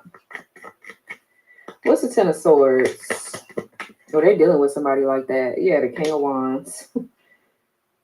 Yeah. This person is not assertive. They're just weak. They're not a leader. They can't be. They're not strong enough to be in this energy. It's good. For some of you, they're abusive or they're dealing with abuse. For some of you. But yeah, this King of Wands is not, they just, honey, and they might be fine as fuck too. Usually, I mean, well, I ain't gonna say that, but they might be fine as hell. It's just sad that you gotta be like that. That's horrible. Really fucking horrible. Yeah. This person is arrogant. They're very egotistical. They're very arrogant. They feel like they can get what they want, or this is who the fuck they're dealing with. You could be dealing with a Leo here, or something like that. But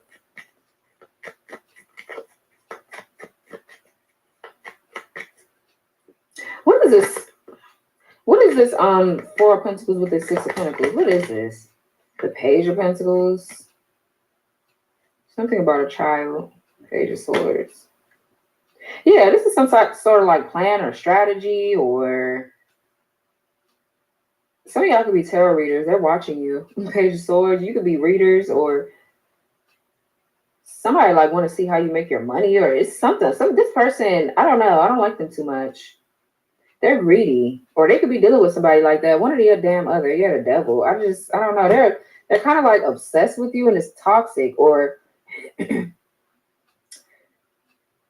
with the Queen of Cups and the Devil, I'm getting where they make you feel emotionally all over the place. But I feel like you now know how to deal with it because you don't let this person project onto you. You're very emotionally stable and balanced. Some of y'all, this could be a karmic to this King of Cups in reverse. They're dealing with a karmic energy. Yeah, the lovers that they married to, whatever the fuck.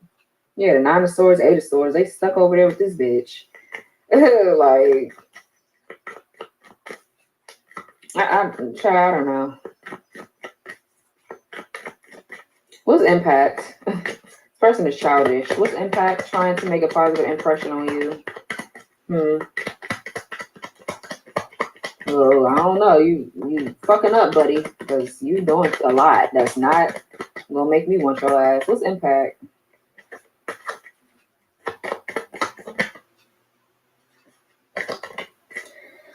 The Hangman.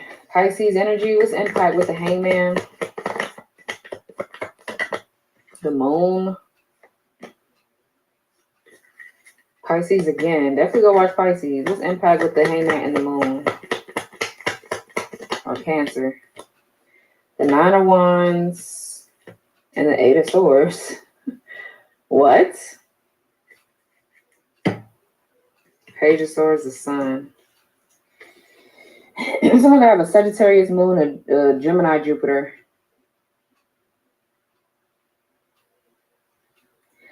So the hangman talks about releasing, making a sacrifice here, definitely getting downloads a lot with the moon and the hangman together. You're realizing something internally about whatever this is, right? It's keeping you stuck too, but while you're stuck hanging here, I feel like you're getting a download that's making you feel very guarded or protective over yourself. It's like what? Trying to make a positive impression on you, but you're doing the exact opposite though. Now I'm guarded and now I'm realizing how much you're keeping me stuck in some bullshit.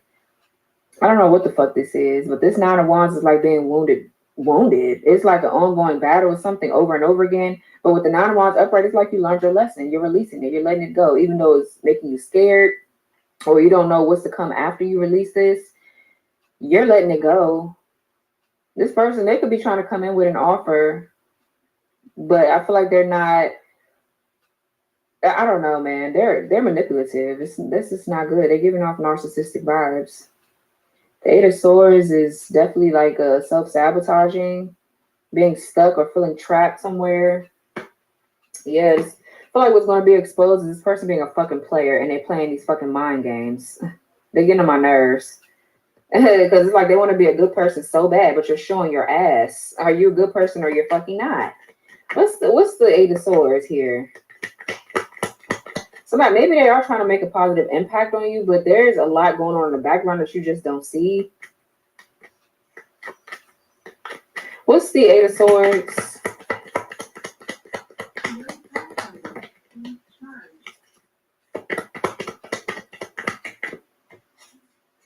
The Four of Wands. Yeah, there's dysfunction. Four of Wands in reverse. Someone can have an Aries Venus placement. Something is just dysfunctional. It's this person's headspace. Somebody could be in a family dynamic that's a family dynamic or a marriage that's just all over the place. Somebody is stuck with somebody that's mentally disturbed, or this could be their fucking mental problems, whoever this is.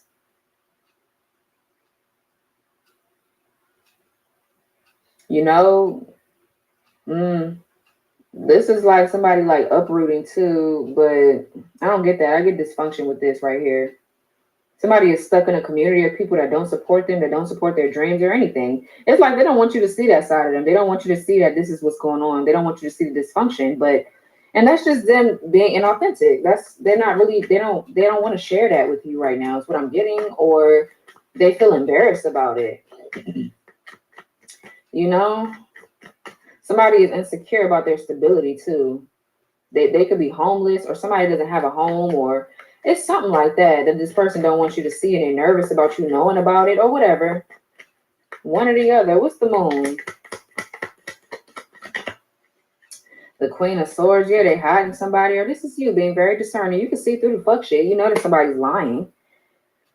Child, bye. This is some crazy shit. Yeah, Queen of Swords with the King of Swords here.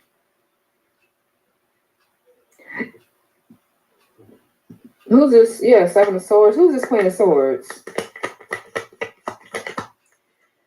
The Six of Swords. This could be you, Aries. You're moving forward with the Six of Swords, even though you don't know where you're going, like I said, but you're being guided to step into the unknown, cut this off, and move ahead. Some of y'all could be traveling, or you need to move here. Maybe you got to get away from these community of people, or this is what this person needs to fucking do. But Six of Swords is healing. This is you setting boundaries. This is who you're making a decision about, this King of Swords. Y'all connection has went cold. It's sad because y'all love each other. But it's so cold. It's like, yeah, there's a lot of miscommunication, but then there's a Knight of Cups, and then there's the Devil. It's like someone needs to do the healing work that they're not doing. So I feel like what you're going to do is speak your piece and move on. I feel like you cut this person off, you're done. You know, I feel like you already said everything that you needed to say. What's the Hangman? I mean, how much more can you say to this person? I know they understand fucking English, or they understand the language that you speak. Y'all speak the same language, shit. I mean, yeah, y'all know what I mean. If you don't speak English, shit, you speak something that they understand. Damn. So the Six of Wands. I'm gonna have a Leo Jupiter. Yeah. This is you releasing, and definitely this is a big sacrifice for you because I feel like you had high hopes for them. It's like you just keep going back and forth, back and forth, back and forth with this person. They just don't get it. They don't get it. They don't want to open up here. Yeah, Mr. Krabs, hard on the outside, soft on the inside, misinformation. Some of y'all could be public speakers here. You could speak out. But I feel like you're coming out victorious. Misinformation, wrong info given to them, ulterior motives, hiding something. Yeah, drastic, extreme, harsh cutoff, GPS, location being tracked. Yeah, this is why this person can't come towards you, because they have somebody tracking their fucking location. They got a crazy ass hoe that's on their ass every chance that they get. Yeah, curious about you, failure to launch, couldn't get things going.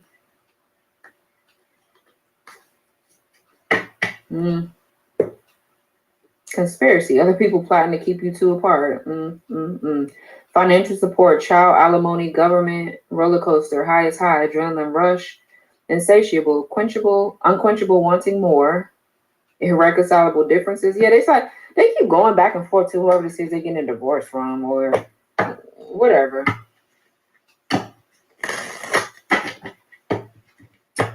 Yeah, so I feel like, I don't know, nonetheless though, I feel like you're coming out victorious. You just got it. The only thing you have to do, Aries, is get over this. That's the only thing you fucking need to do. Yeah, this is you gaining your confidence, moving forward. We have the King of Wands in reverse, Queen of Wands upright. This is you realizing, like, I'm sexy as fuck. I look good. I smell good. I'm hardworking. I'm independent. All I need to do is do the Eight of Cups. Walk away, go within to figure out why I keep being drawn to this fucking loser that's weak as fuck. They can't own up to whatever the fuck they're doing, and move on, period. This is a sudden, quick, or fast change. You realizing where the fuck you belong. This could be communication coming towards you that's going to make you feel confident enough about your decision to walk away. Because what the fuck? Let's get a Rose Oracle.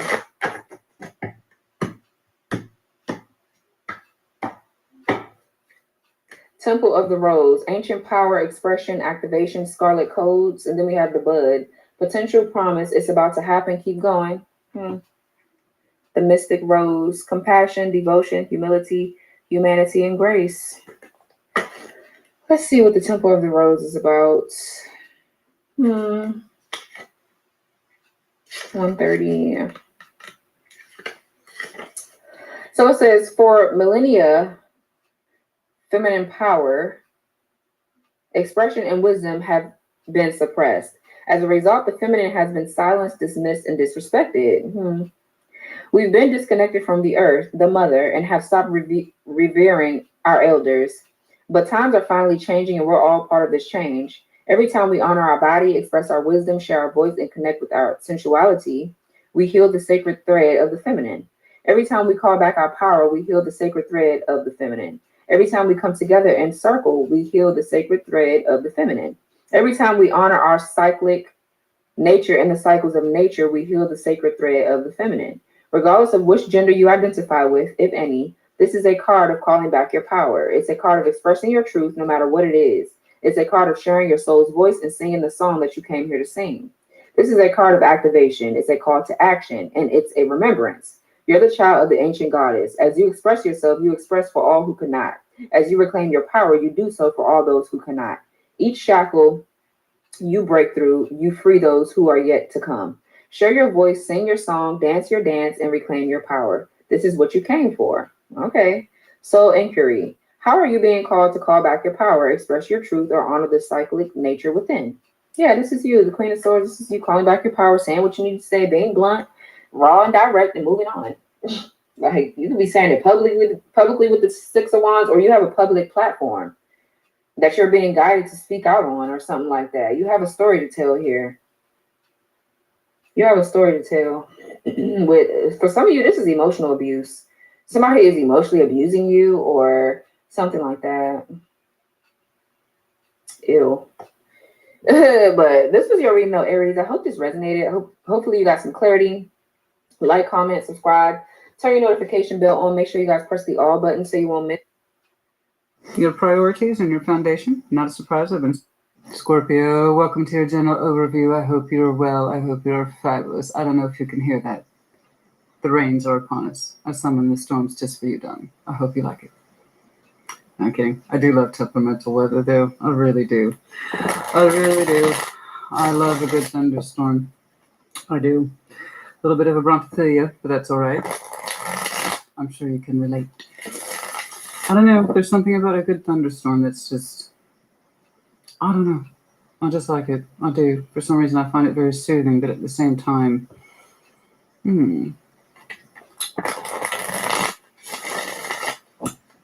pleasurable.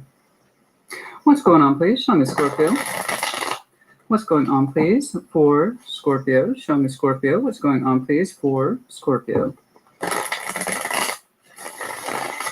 What's going on, please, for Scorpio? Show me what I need to see, please, for Scorpio. Let's do one more. Show me Scorpio, please. Like always, take it resonates, leave it does not, and reverse energies as it applies if there's more than one energy on the board today. What's going on, please, for Scorpio? Five of Swords. Hanged Man. Nine of Swords.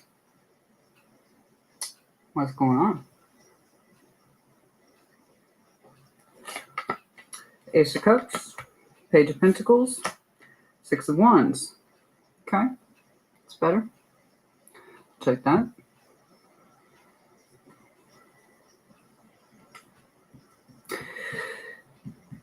It looks like you are contemplating investing in new love and feeling pretty good about that relatively soon. We'll take that compared to where you came from.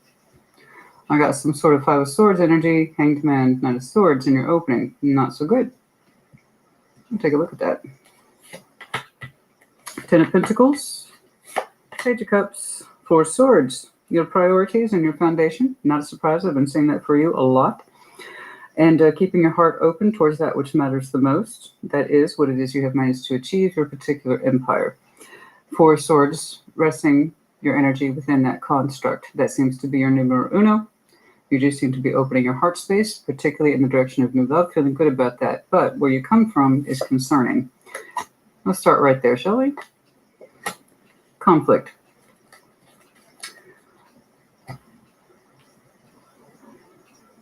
I'm sure these two are related.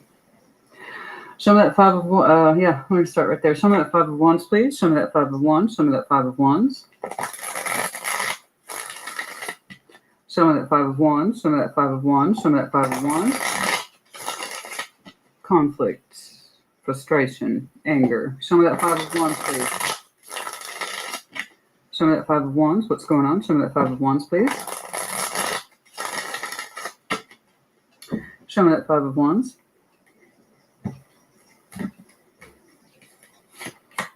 Six of Wands. Magician. Two of Cups. Oh boy. Oh boy. You're struggling first and foremost to feel good again. Six of Wands is here. You want to get your energy back on track. Okay? You want to get out of this place of frustration and anger. I don't know what kicked it off. But it feels aggressive. You're a little bit angry. You want to get out of the anger. You don't like being angry. You want to feel good about yourself again. The Six of Wands. The Magician. Two of Cups. Your energy is trying to rein itself in from a place of negativity to positivity. That's very clear to me. You want to manifest love. You want to manifest a proper love union where my cup and your cup make sense. Okay? That's what we want. We're pulling that in. I believe you. You say this is what you want. I believe you. You also say you want to feel good again. And you're coming from a place of conflict. What that conflict looks like, I do not know. But I have a very strong feeling we're going to see it up here. And your energy is headed in that direction. I see it on your midline as well. I want to feel good again. And by the way, P.S., I want to pull in the love that's actually for me, fits me, and balances with me correctly. I exchange my cup with somebody, and they exchange it with me. Easy peasy. 2 of Cups. It's the simplest form of emotional harmony that you can have with someone else. Okay? Where 2 cups make sense, and they're exchanged between 2 people. Very simple stuff right here. So, you are trying to rein your energy back into a positive direction, but it's coming from a negative place. What's going on? We'll start with that 5 of Swords. I'm trying to figure out what that self-deception looks like. Self-sabotage. Lies. The things we tell ourselves. Show me that 5 of Swords, please. Show me that 5 of Swords. Show me that 5 of Swords, please. Show me that 5 of Swords. Show me that 5 of Swords. Show me that 5 of Swords, please, for Scorpio.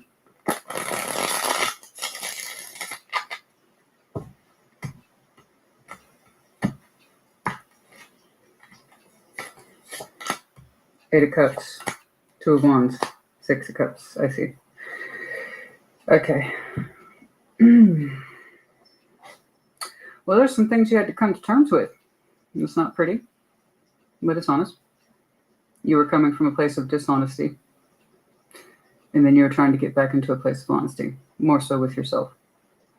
You were being self-deceptive about your connection with somebody. You understood that you were waiting way too long, and that's how you shot yourself in the foot. You understood that you either had to A, emotionally disconnect from a 6 of Cups, a soul bond, or B, you had to come to terms with the fact that you were lying to yourself, that you either had feelings for them or that they had feelings for you. The accusation is running in at least one direction. Okay? The waiting element is tied to you. This is something you had to understand. You were showing self-deceptive tendencies towards a soul bond that you understood was either not emotionally available, and you had to walk, and you held out for a long time, probably hoping to be contradicted. I'm defaulting to that. And the reason why is because I know us. Granted, I should think so. Our emotional loyalty being what this is. Scorpio, classically, self-deceiving. That if I wait long enough, I will have proof that this connection means something.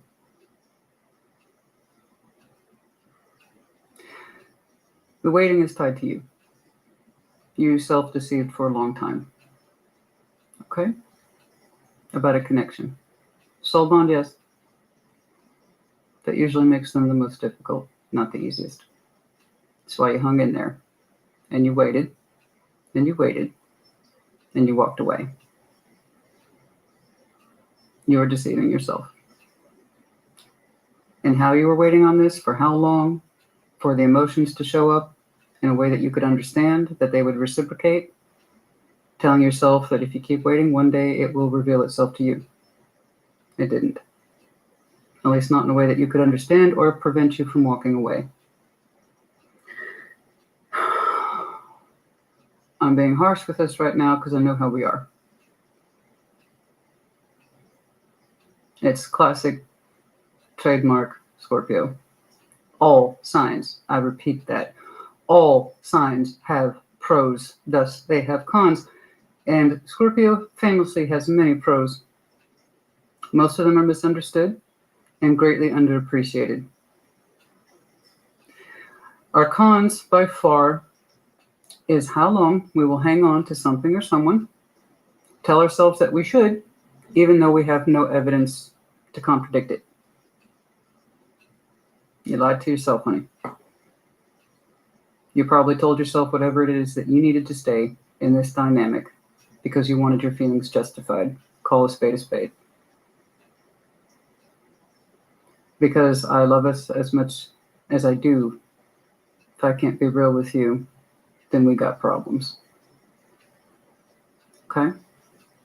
I love you to pieces. I'll always be your biggest advocate.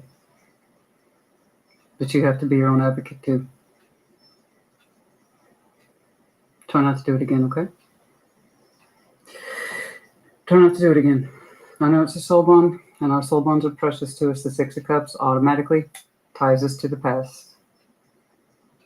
And Scorpio's heart is strong for the past, the present, and what we perceive as the future. So I don't know how long you waited. I know it was long enough that you were lying to yourself. Okay? You didn't want to see that somebody's feelings weren't showing up. So you hung in there as long as you could. The point is that your energy in the current, as well as your overview, is saying, I'm trying to turn that energy around. Trying to turn that frown upside down and get myself back into a positive direction, Christina. Good. I want you to fight back. I want you to fight for yourself. Do not get in your own way. If you are a developed Scorpio, you should be familiar with this process by now. Do it once, don't do it again. Show the Hanged Man, please. Perspective, time out. Show me the Hanged Man. Show me the Hanged Man, please. Nine of Pentacles, the Hierophant, Ten of Pentacles. You have good. Okay, I said it in your future orientation as well. You have told me already, as soon as I put down that timeline, that your foundation takes priority. Your principles take priority. That which stabilizes you takes priority, and you are rediscovering yourself in that Ten of Pentacles. You're like, you know what? This is what I'm about. You are literally saying, I commit to myself. I commit to my independence to grow something that is my empire. I am directly a part of that. I am responsible for this. This is my focus. So, pausing those emotions so you can reflect on what actually takes precedence. Yes, I agree with you. This is your life. This is a Scorpio I'm looking at. And you are the direct contributor to your empire. Don't you forget it. Commit to thyself. Marry yourself if you want to. I don't care. Just understand that you have experience. You are valuable. You're worthwhile. You're worthy. You have a great deal of accomplishments. I'm looking at it. You literally told me I built this. I'm committed to my empire. I'm committed to my family, my friends, my work, and myself. So don't forget it. This is the priority. You have a strong sense of independence, of commitment to thyself. You have your own sets of standards, rules, and regulations. You have your own sense of higher calling and spiritual self. And your higher calling is saying, this is what matters. This is what makes me me. This trumps all. I'm putting the focus back on where it matters. This is some of the highest activity I've seen for an individual. Self-respect, self-worth. I know what I can do. Look at what I can do. I build worlds. That's what I do. Your network is increasing. Your strength of livelihood is increasing. That's rapid acceleration as you take that all into perspective. Again, this is cohesive perspective about who you are and what makes you you. It's active, Hanged Man, not passive. Which means you're pulling back, taking a look at yourself and saying, this is what I can do. This is what matters. This is my focus. This is my pride. This is my stability. This is my loyalty. Let's remember that. Let's take a look at that. Never forget who the hell you are. Nine of Swords. I'm not saying it's easy. I'm not saying that you don't have nights where you were really thinking about this and that it didn't hurt. Of course it fucking did. Show me the Nine of Swords, please. Show me that Nine of Swords, please. Show me that Nine of Swords. Show me that Nine of Swords. Show me that Nine of Swords, please. You're getting back to what matters. You've got a hell of a network. You got a hell of a network. And you've got a hell of a power set of skills and abilities, possibly wealth, connectivity. Masses of, it's like you could move mountains, honey. Look at you. Look at the strength. Your loyalty is here. Your discipline is here. Your sense of higher self, rules and regulations that you abide by your own sets of principles and standards is here. So don't forget that. So I'm glad that you are opening yourself back up to love and that you want to feel good again. Just don't ever forget this. Okay. Nine of Swords, the Fool, the Wheel of Fortune, the Two of Swords. You don't know if you can open back up emotionally again, and that stresses you out. Okay. So that's something that you need to take into consideration, is that give yourself time and patience, all right? When it comes to your 3D world, your experience, your abilities, the things that you can do, you're unstoppable. When it comes to your feelings, you're scared. You don't know if you can ever open up and trust again or be vulnerable. You're going to have to give that time. You have to give that time. I would feel better if I saw more active healing in this respect.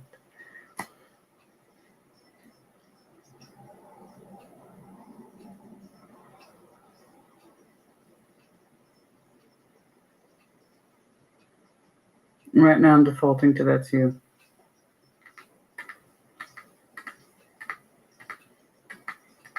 Although it may not be. I need to see more evidence. I'll get back to that. Show me the Ace of Cups, please. Show me the Ace of Cups. Show me the Ace of Cups, please. Show me the Ace of Cups. Show me the Ace of Cups. Show me the Ace of Cups. Show me the Ace of Cups. Show me the Ace of Cups, please.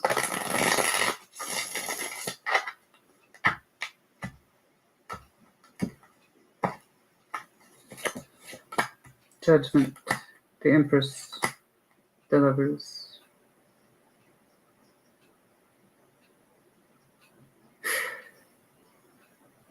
Whatever this is isn't quite done yet. That may not be what you want to hear, but it's not quite done yet. I can't argue with this energy. And for that matter, neither can you. You can deny it when it comes back through, and it will. That's your choice. We all have choice. And the Lovers is by definition a choice. Judgment is a powerful decision. It also has the implication of divine timing. Whatever this is, energetically, emotionally, spiritually, isn't quite done yet. It will come back in due course. Reasons I do not know. It presents itself as an authentic love space. Aces, we must remember, aren't just new. Renew. The word new exists within renew. Somebody is wishing to renew the cup.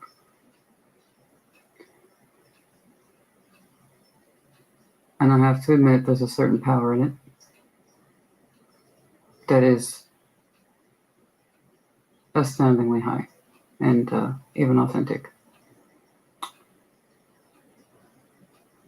I do not know who is summoning forth. There are two energies in here. Someone is marked with judgment. It is their decision to kind of blast open this energy once more. What it looks like in the real world, I could not say. I come out awkward, shy.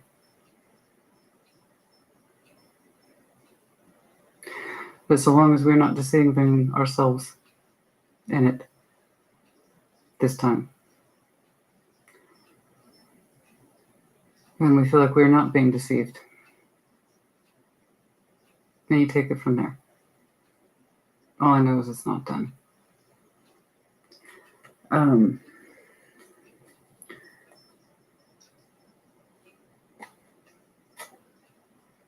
Honey, you know, I'm the first one to argue. I can't argue with this energy. Even I know when to shut up. If you can believe it. Even I have my limits. And I can be quite the, you know what. You saw how willing I was to get up your ass at the beginning. Spirit just checked my ass. It's basically, you don't know everything. Okay. I don't. Neither do you. Indeed. Que sera, sera. I couldn't have called that to save my life. Your 3D world is phenomenal. You indeed have an empire, and you are well needed within your community, family, home, friends, career, all of it. Highly responsible and competent you are, with a dedication to yourself and your ethics and your principles. That has served you well. But there are some things at the spiritual plane of existence and the emotional that are not quite done. So, thank you, Spirit. I appreciate that.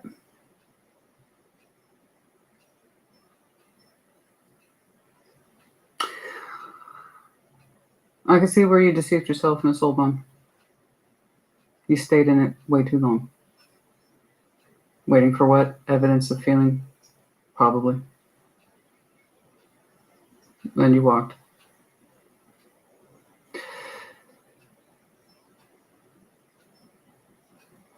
I have every reason to believe these two are tied.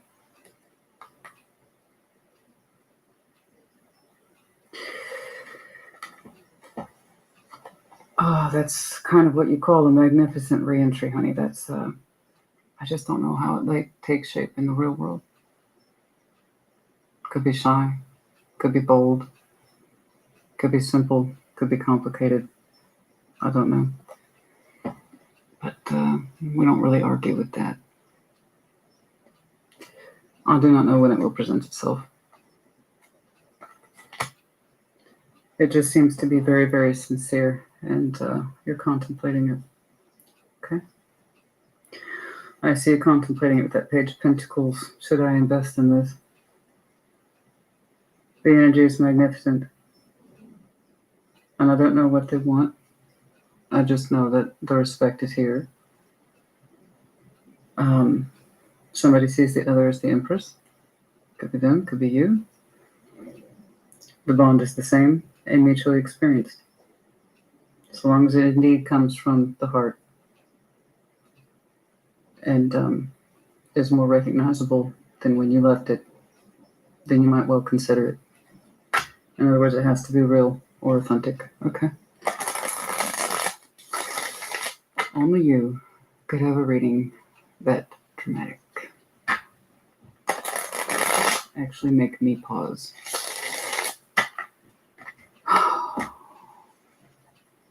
Interesting. It must be.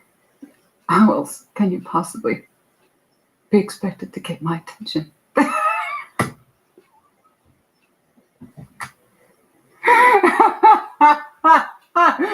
How else could you possibly be expected? But of course, it must be. How else could you possibly get my attention? Oh, and it's true. It's hard. It's hard.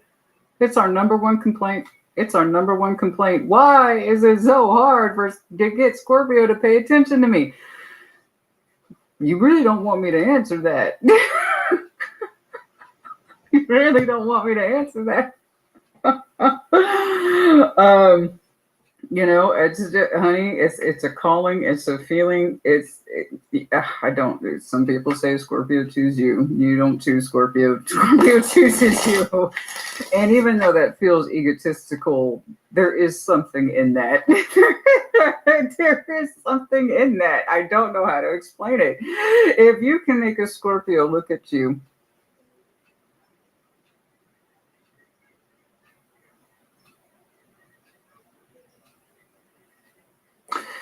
that means they're interested.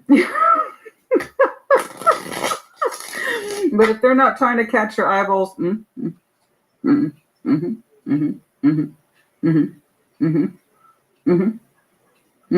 ain't gonna happen. It's just not gonna happen.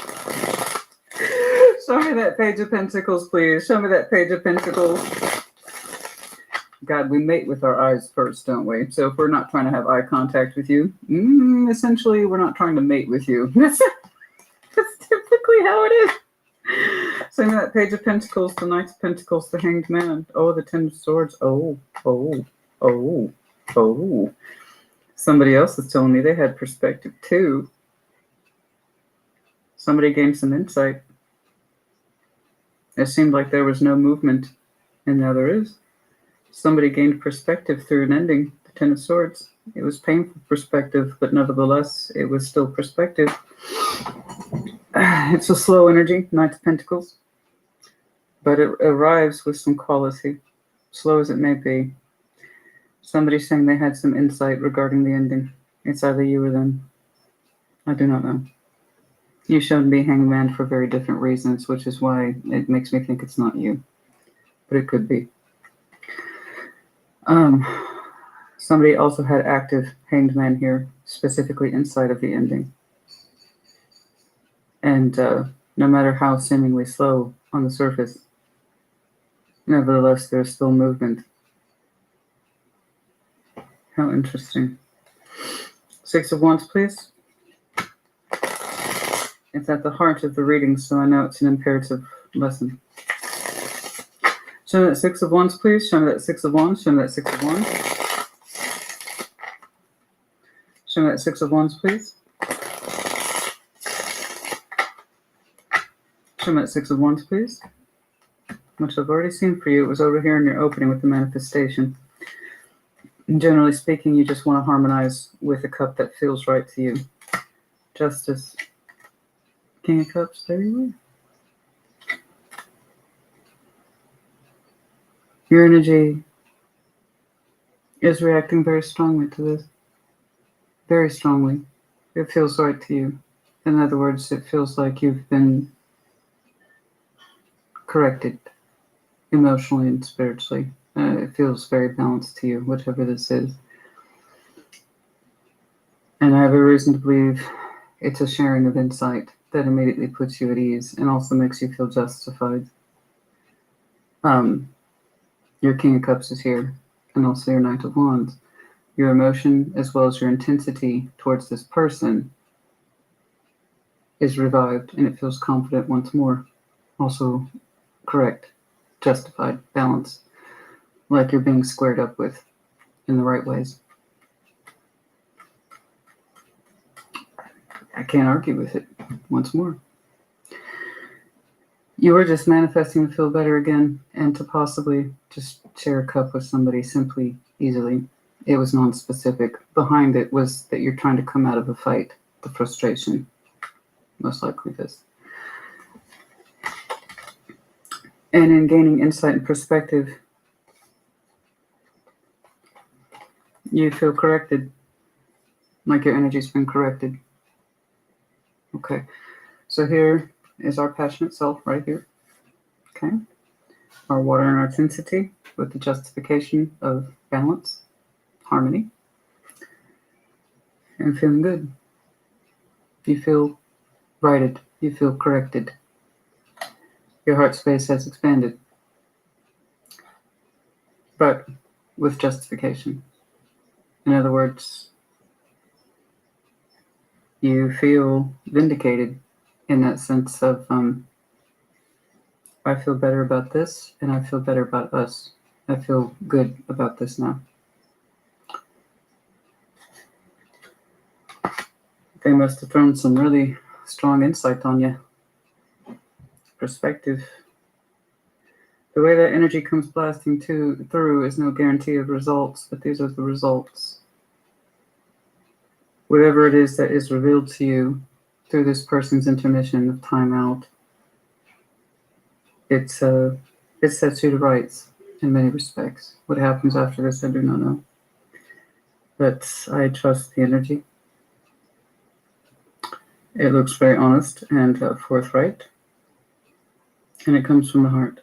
And that's what matters. That's what matters. Okay.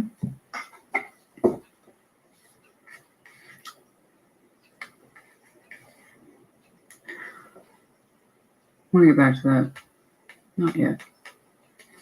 Show me the Ten of Pentacles, please, as it concerns you. There they are again. Spiritual connection indeed.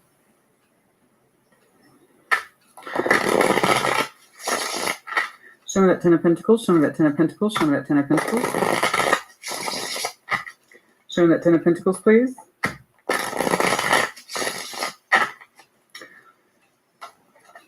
I would say that's beautifully confrontational. Which, to be honest with you, sometimes Scorpio does need confrontation. It's how we build trust with people, is to be confrontational. And if somebody can give it back to you, you tend to see them more, hear them more, respect them more. Because we just, I don't know, our energy just kind of thrives on that kind of thing, you know? And it does look confrontational, but it's out of the form of respect and the heart space. Correction. Correction through words, correction through action. Show me that Ten of Pentacles, please.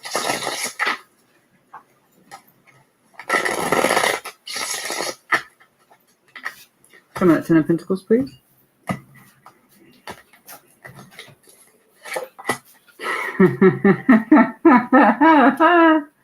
Okay. Sure, why not? Sure, why not? Sure, why not? Yeah, it's more of the same, but it's good same. It's being consistent, so that's good. Consistency is king, honey. Consistency is king. Okay, we're taking this situation seriously now. We are resting on this. They're here twice. There you go. Literally one on top of the other. And that Ten of Pentacles and the Ace of Pentacles and the Four of Swords. The offer here, okay, that is being validated between two people, is actually working wonders for you both. It is both restorative to the energy as well as healing to the energy. And, it's part of the foundation now. So it's kind of like whatever this connection is has taken long-term residency in your foundation, where you went to focus back onto what matters to you principally. They are now part of the active efforts in your foundation. Now, what that looks like in the 3D, I don't know, except that energy seems to be coming across as more of a healthy inclusion compared to wherever it is that it used to be. So there seems to be a lot more healthy inclusion in this person being in your world than perhaps was prior existed, because the Ace of Pentacle, again, you can't really argue with it. The Pentacle either is or it isn't. Someone's either putting in the real work and they mean it or they don't. But yes, it's quite beautiful. It's quite intense. This is a very intense connection. Very much so. I have to admit, with all these aces, is it possible that this is a brand new connection? Yes. But given judgment, and the soul bond energy being what it is, I cannot deny that it might be the Six of Cups we walked away from, the ones that we were deceiving ourselves for a while. It kind of depends on where that truth is coming from. Okay? As long as it comes from the heart, then you will have your answer.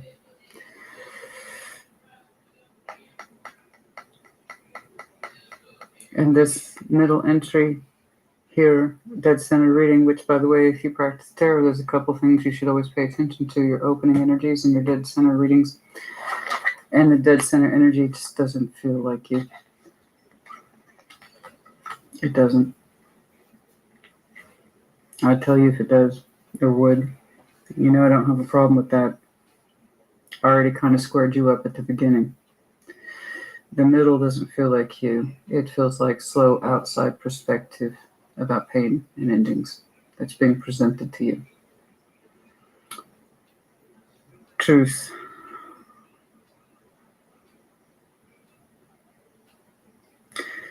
So, how this person becomes more solid in your 3D, I don't know what it looks like. I just know that you are making more room for it, because for some reason it's more believable to you now. than it was. Or rather, how you perceived yourself in it, or how you believed yourself to perceive that Six of Cups. There's not as much pain and conflict over it anymore. Because something very real and very honest is trying to blast through. And your response is perfection. Like you're at ease. You're at ease with all this. It's because it's coming from a place of authenticity. Whereas that you were coming from this connection from a place of inauthenticity, or at least that's how you perceived it or experienced it, or you thought you were fooling yourself. Okay. Show me that Page of Cups, please. Show me that Page of Cups, show me that Page of Cups, show me that Page of Cups.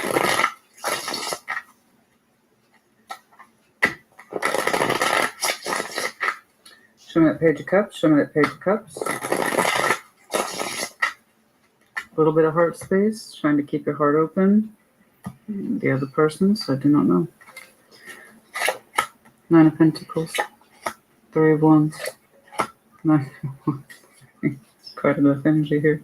It's more of the same. So I'm happy to see your energetic consistency. You seem to be doing well in this construct. Okay. You're keeping your heart open towards it. You have good positive energy towards it. In fact, you look forward to it. You already showed me that you were the Nine of Pentacles back here, so I don't question it. Again, it's more of the same, but it's consistent same, consistent goodness, consistent this is good.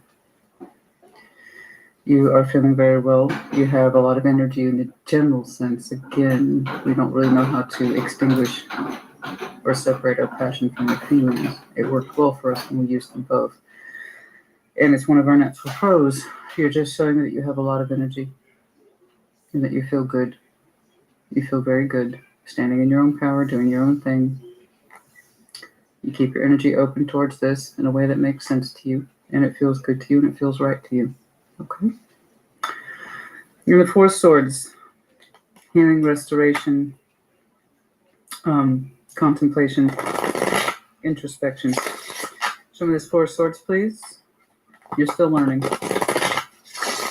In other words, you're still learning, and we never stop learning. Nor should we.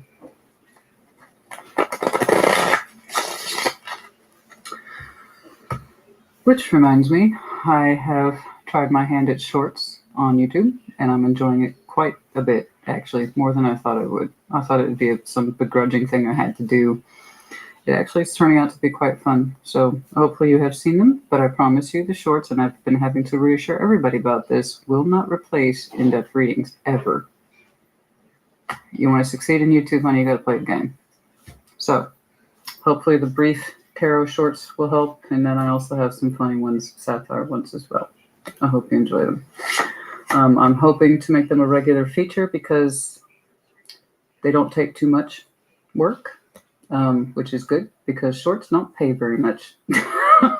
Long form content like this does. So, I don't know. I hope you enjoy the shorts, and hopefully that will help things in terms of circulation as well, which is a problem on YouTube. Not just for me, for everybody. Like I said, baby, you gotta play the game. But you know that. Scorpio, I'm looking at knows that. Yeah. We're still healing. We're learning truths, new truths about that Ten of Swords every day. Where things got fucked up and why, how things got confusing and why, we're sorting it out. So back here you're telling me this, I don't trust myself in this, or I don't trust this situation. I don't know what the hell's going on. I know I hung out for it way too long. We're still looking and healing at these constructs. Like I said, you're never done healing, so I don't want that to discourage you. It's just the more you heal in this situation with this person, the stronger you understand what happened and why. They already went through that process a little bit, and what they share with you is what puts you to rights. It makes you feel good about you. It makes you feel good about them again. And I see you two learning how to better incorporate each other into your worlds in a more authentic way, in a more giving way. Okay. Again, how it looks, I don't know. I just know that it's important and it's coming through because it's supposed to. And I have to admit, it's beautifully done. I don't know, but it's just beautifully done. So we're going to continue to learn things about the ending, the pain, the truth of the pain, the truth of all of it, really, particularly as it relates to confusion and I don't understand. That's going to start to clear up more and more as time passes.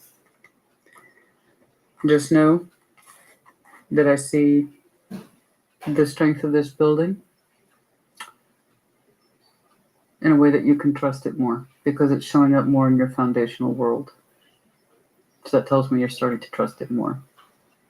And that's because when something this strong is being presented in such a strong and authentic way, when somebody is really expressive in terms of this is what I feel, this is what I'm thinking, this is how I recognize the connection between it, all that is trust, and that's a big thing for us, man. That's a big thing for us. It's a pro as well as a con. We have to have emotional trust with people. Otherwise, we can't connect. You know? And that's one of the things I get all the time for dating advice with a Scorpio, which, again, I said, good luck to that. But if you... that's what I get all the time. How do I get in on the good books with that Scorpio? They're so hard to read. They're so difficult. That I can't get their attention easily like I do everybody else. Well, I know. So one of the things, the best way, honestly, to get along with a Scorpio is to reveal yourself more, not less, because we're trust builders. We'll take people's secrets to the grave as long as I can trust you, you know? And the more you reveal yourself to a Scorpio, the more they do it back. But if you remain silent, so will they. Well, you know, we take trust to a really weird place. Remain silent forever. It's a deep place. And it's also attached to our emotional loyalty. The more I know you as a person emotionally, the more likely I am to trust you. And if you don't give it back, we start to lose that trust. We doubt ourselves, our connections. And once we do that, we start to distance. And I can see where there is a big chunk in your timeline when you could not trust yourself, what your motivations were, how long you were waiting on this. And that's ultimately why you walked. So it's looking like you're getting hit with a lot of truths about the ending and the pain it took to get there and the confusion of it all. And it heals remarkably. The more you know, the more you seem to heal in this respect. But again, this is the biggest takeaway by far. I didn't even took my breath away. That's how magnificent that is. I wish I knew more of what it looked like on the surface. Now, before I completely get lost in that, because that is bold, it is brilliant. I respect it a great deal, the way it presents itself. Firm, authentic, respect, trust, love. It's all right there. I want to get back to this Nine of Swords. Have I seen the stress in you, trying to recover from it, and you don't know if you can open back up emotionally? Yeah, that's a normal reaction. Mm-hmm. That's the but biggest problem right something there. That I keep looking at it like I need to get back to it. What is this, please? Or rather, who is this?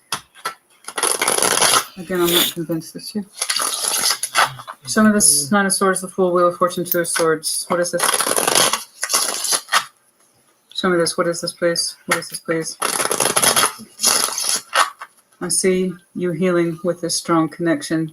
The more constructive it gets, it shows up more strongly in your real world 3D. And it's healing for the both of you.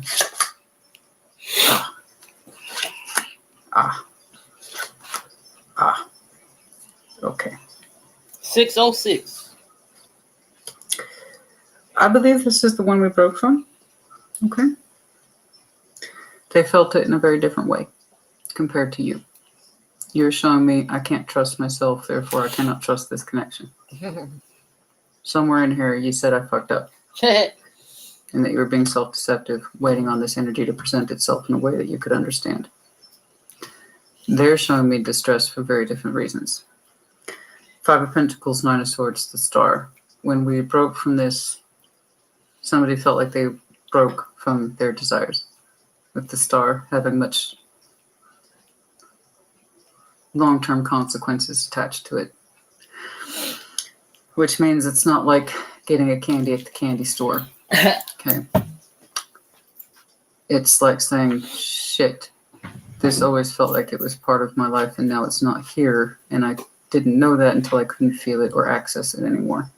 That's the Star has much bigger implications.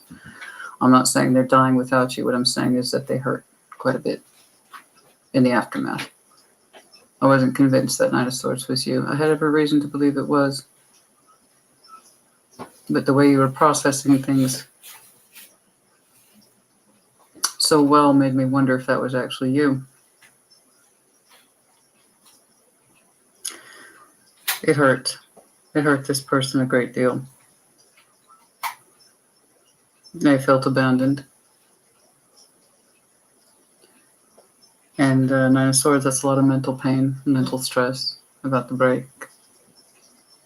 And how they cannot feel what was rightfully theirs. With a Star, again, if it's not for us, we wouldn't feel the Star.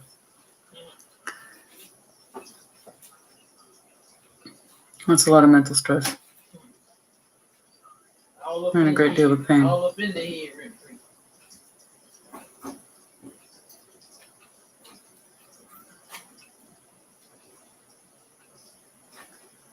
The Wheel of Fortune is attached to this energy with the Two of Swords right behind it.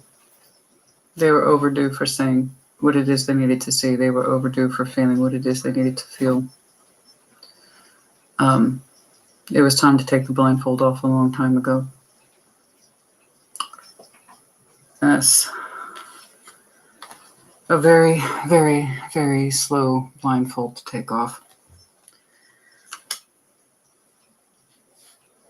Opening up the full to the Nine of Swords, their fears and their doubts and their anxieties, they were supposed to open up towards this a long time ago.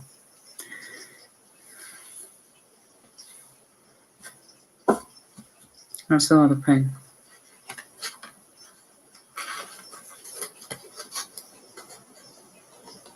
Separation from what we could feel and no longer can. That's a lot of pain. And stress.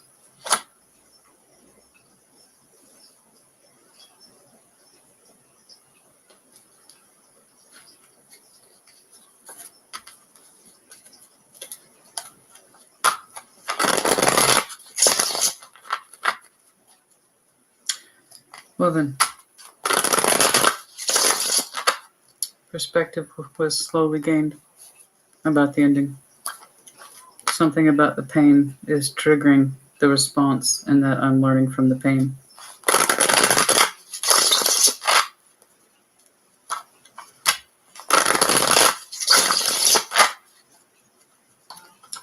The pain, of course, is the indication that something's wrong. That's true for all human beings. It's how we're designed. When we feel pain, that means something's wrong. Physically, emotionally, mentally. And the pain here that this person has experienced was their biggest clue that it wasn't as simple as we had thought, or it wasn't as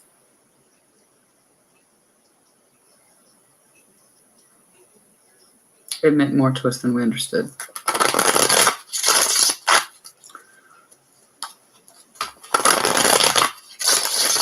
But they were overdue to see this. And sometimes pain is it's a powerful tool. It just depends on how we use it. If we choose to languish in it and not learn anything or do anything about it, then we are so much more the fool. If we learn something from it and do something about it, then we are so much more empowered. And somebody's choosing empowerment. Very much so.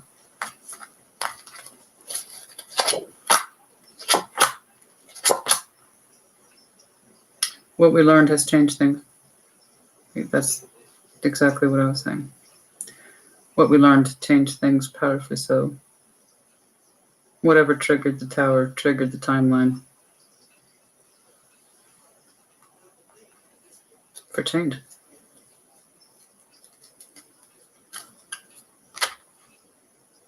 We want to change.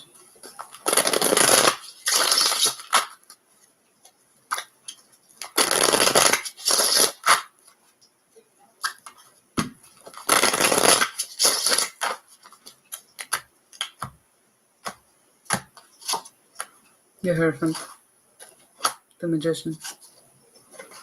And so it is. Somebody's higher self is authorizing the opening of this space once more. But this time knowing that we want it. It's a little different. Okay.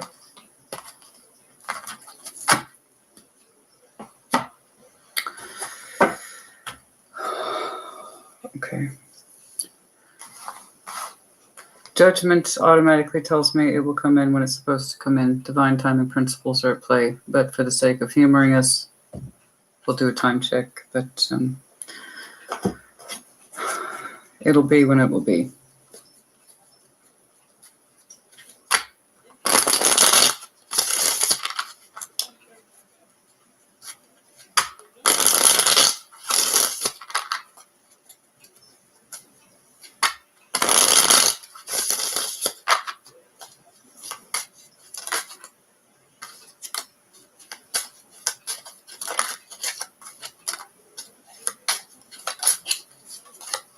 We need more healing first.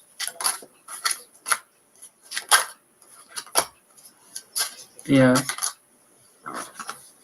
It's I understand that, but how does that reflect under judgment?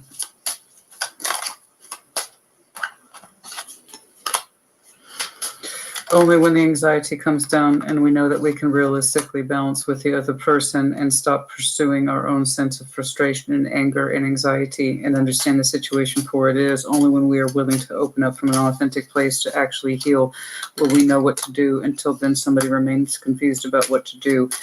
In other words, we're still processing pain and active blindness. In other words, we can't quite see why this is affecting us as much as it is, and that seems to be happening now. We are struggling to heal, but determined to harmonize things eventually, yes, but it's hard. It's so hard for someone to access their authentic heart, which is unfortunate. But it will come through nevertheless. Guys, I can't see it. I can't see it. I can't see it. I would tell you if I could. I can't see it. All I have is vague references as to I'm frustrated and pissed off and I need to fix it. I'm frustrated and pissed off and I don't know how. And somebody has to show more active determination to work through their anger, their frustration, their disappointment, the back and forth, the wiffle waffle. I don't know what to do. We have to push past that. And that's going to take a minute to stop things like that, to stop the cycles. I don't know, in other words, when it comes blasting through, neither do you. I just know that when it will, when it does, it almost looks inevitable at this time, that it will be, in fact, divine timing.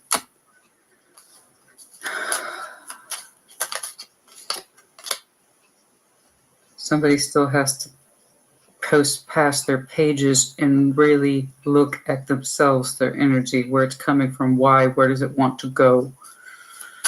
There might be something in July. I don't know. Just not right now. Just not right now. Just not right now.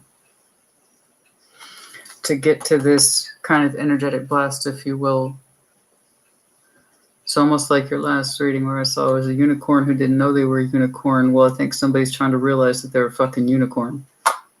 And that kind of thing can take time, guys. The magnificence of this is such as that it will come through when it comes through. I cannot give you more. I'm sorry. Possibly July. Which brings me back to Cancer's reading, which had nothing but June, July references all over it. So if you're connecting to Cancer, if you have Cancer in your chart, or for some reason July is of importance to you, check theirs out. They might have some damn strong Cancer in their chart. I can't, guys. I just know that when the time is right, you will feel justified and correct in your emotions towards the situation and or person, and you will trust it. Goodness me.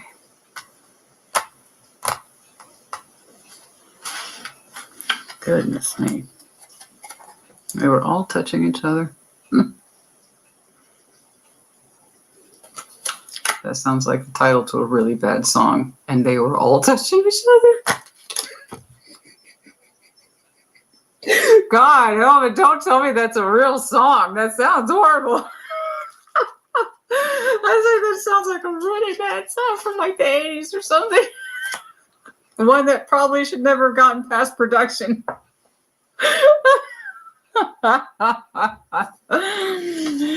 Oh, God. That one from the 90s is bad. When I think about you, I touch myself. How that one made it out of music industry, I don't know. It's hilarious, though. It's hilarious. It gave us a laugh. It gave us, but there's some truth in it. When I think about you, I touch myself. Oh. Oh, yeah.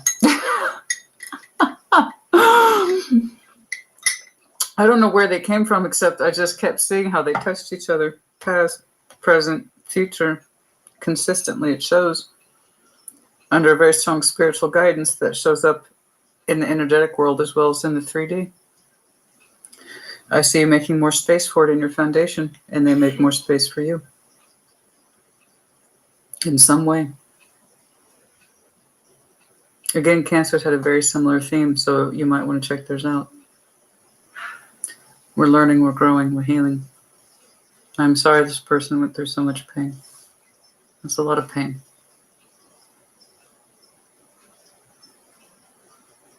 We were overdue for saying the truth. Okay.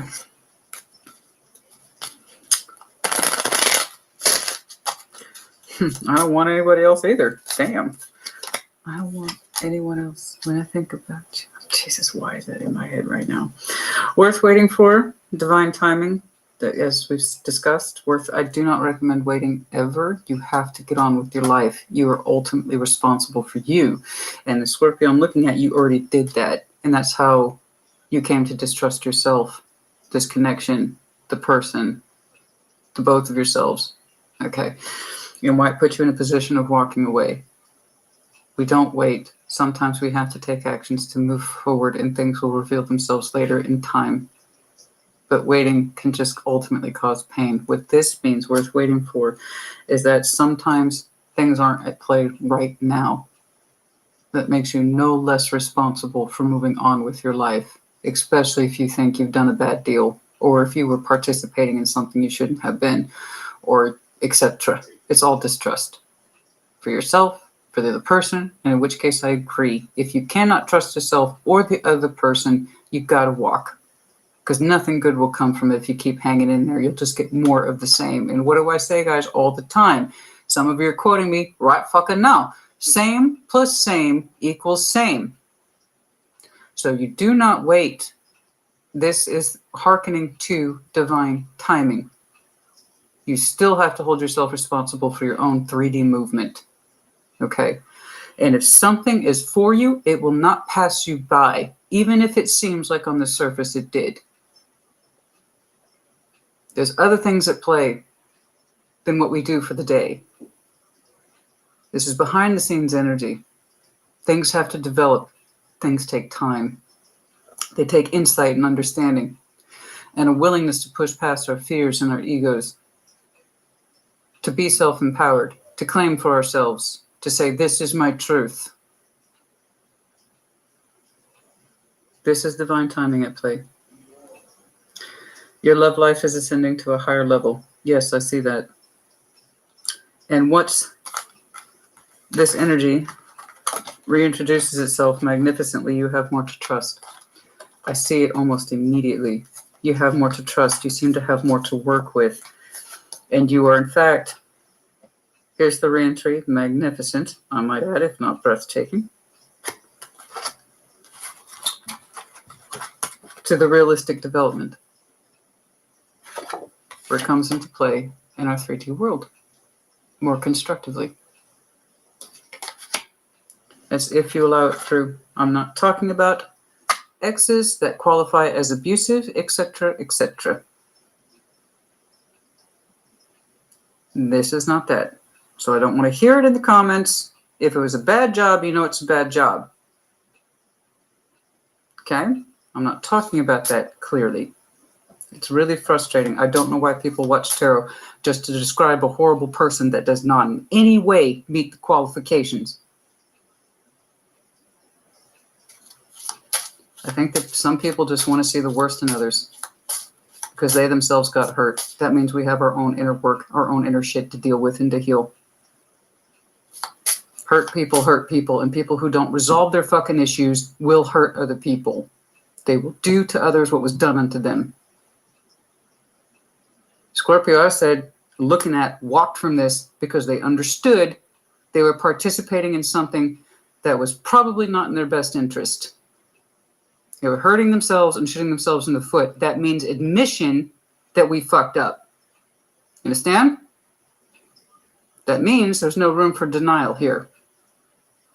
You had a part to play in it too.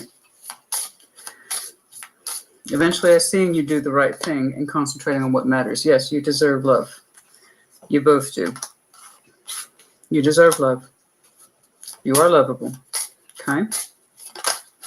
No. Give this a chance. Oh. Wasn't expecting that. Why is this person's energy surprising me? Why is this person's energy? I'm not used to being surprised. I don't know if you can tell. I'm not used to it. I keep getting blindsided by this person's energy. Why does it surprise me?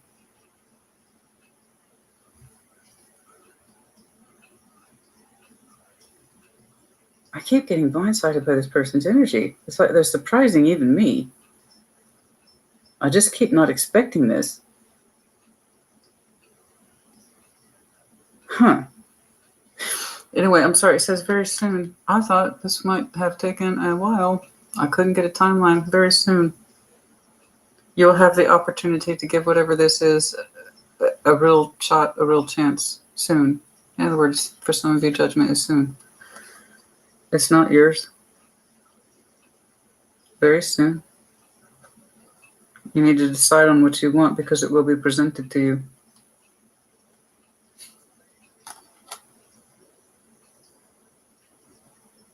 It might be over a period of a time of holiday, rest, when somebody has time off.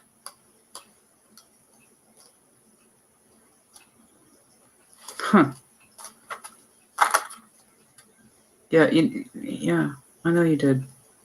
Give your relationship, give this thing a chance. You'll have a chance to decide for yourself very soon. Forgiving and learning. Yes.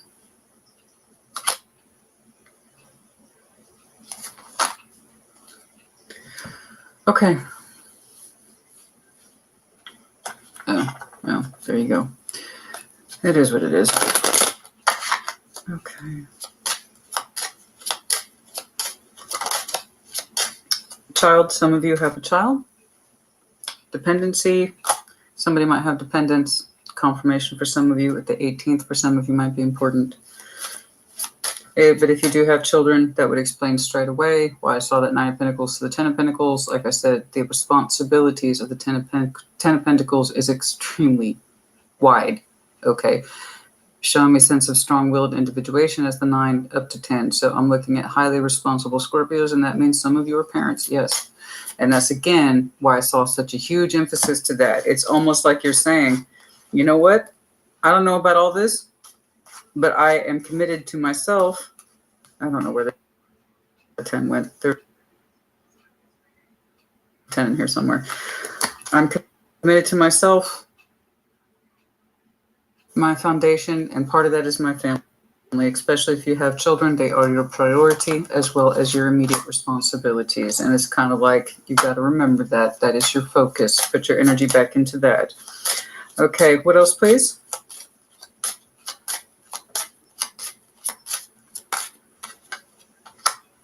Concern. There's a concern here. Number 33. Concern. And what does this concern itself with? Or turn your concerns back onto your family, your children, if you have children, your responsibilities, you know, your occupation, thoughts of preoccupation. Somebody thinks of the other person's image a great deal. It's kind of like a painting, a muse. We think about this person, we reflect upon their image a great deal. Someone's beautiful, and we reflect upon their face, their image a lot. Artistically, what do I see in this person? What are they composed of? What are they composed of? What makes them them? Why do I think about them? What makes them unique? Why am I inclined to draw, paint, or think of them?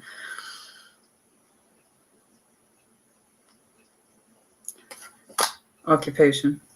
We think about the other person's face in our occupation. Work. We see this person at work, or we see this person at work, or we see them work, we see them perform their work, and that's how we see them. We contemplate them while we're at work, or we see them work. I don't know. Something like that.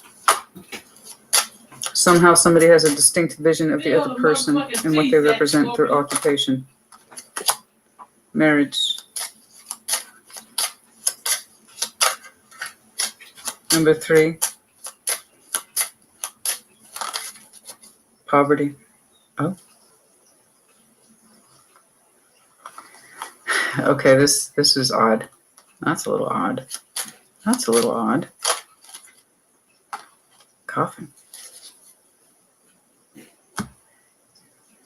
That's a little odd. That's a little tilted.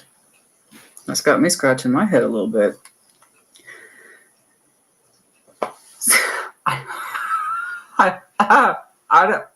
I can't. This person's energy that keeps surprising me. I'm not easily surprised. I don't understand. I'm rarely surprised. I know a handful of people who I can legitimately say surprise me. But this energy is different. The complexity of their spiritual and emotional energy and how their thoughts flow are a little different. Marriage, poverty, coffin.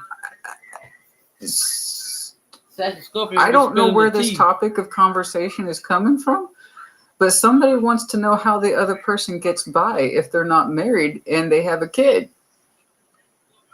What the hell is that? I don't know what that is. What the hell is that? How is it that they're like the marriage, somebody's marriage is over and they want to know how the other person gets by? Are they impoverished? Are they doing okay? Like what? I don't know where that comes from. I honestly don't know. It's just one of the many thoughts I'm seeing float around in here.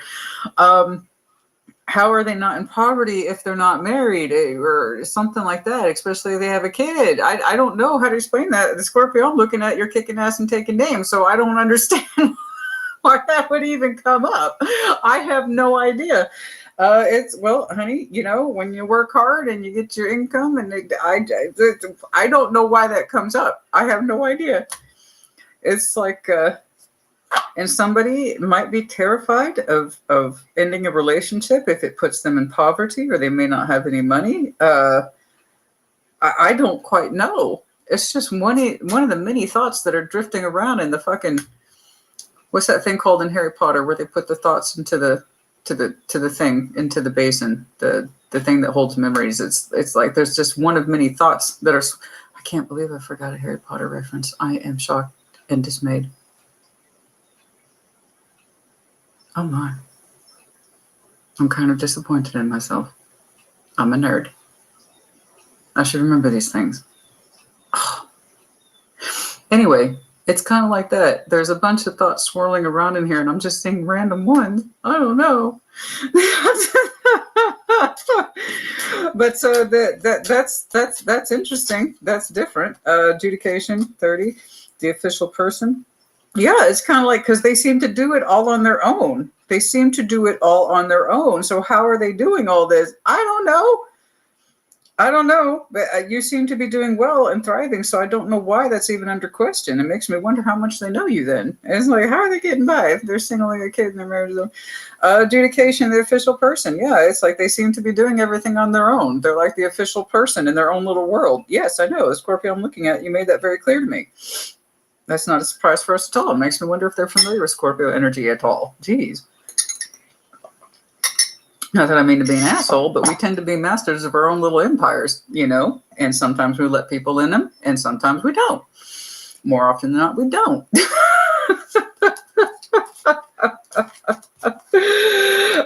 You know, like I said, we tend to be very, very focused. And it's the number one complaint we get is like, how do we get Scorpio's attention? Good luck.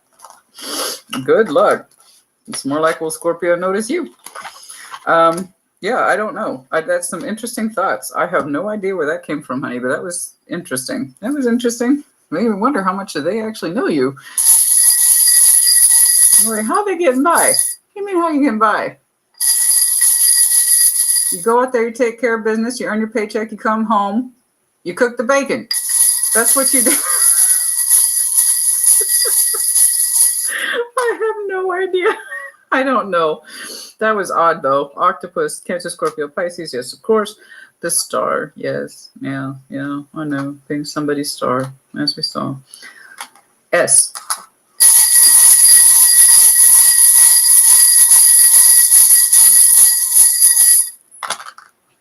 Yeah, speaking of this cook, as soon as I saw that spatula, that might be somebody's profession, is that they are a cook. You could be cooking right now. It could be a hobby.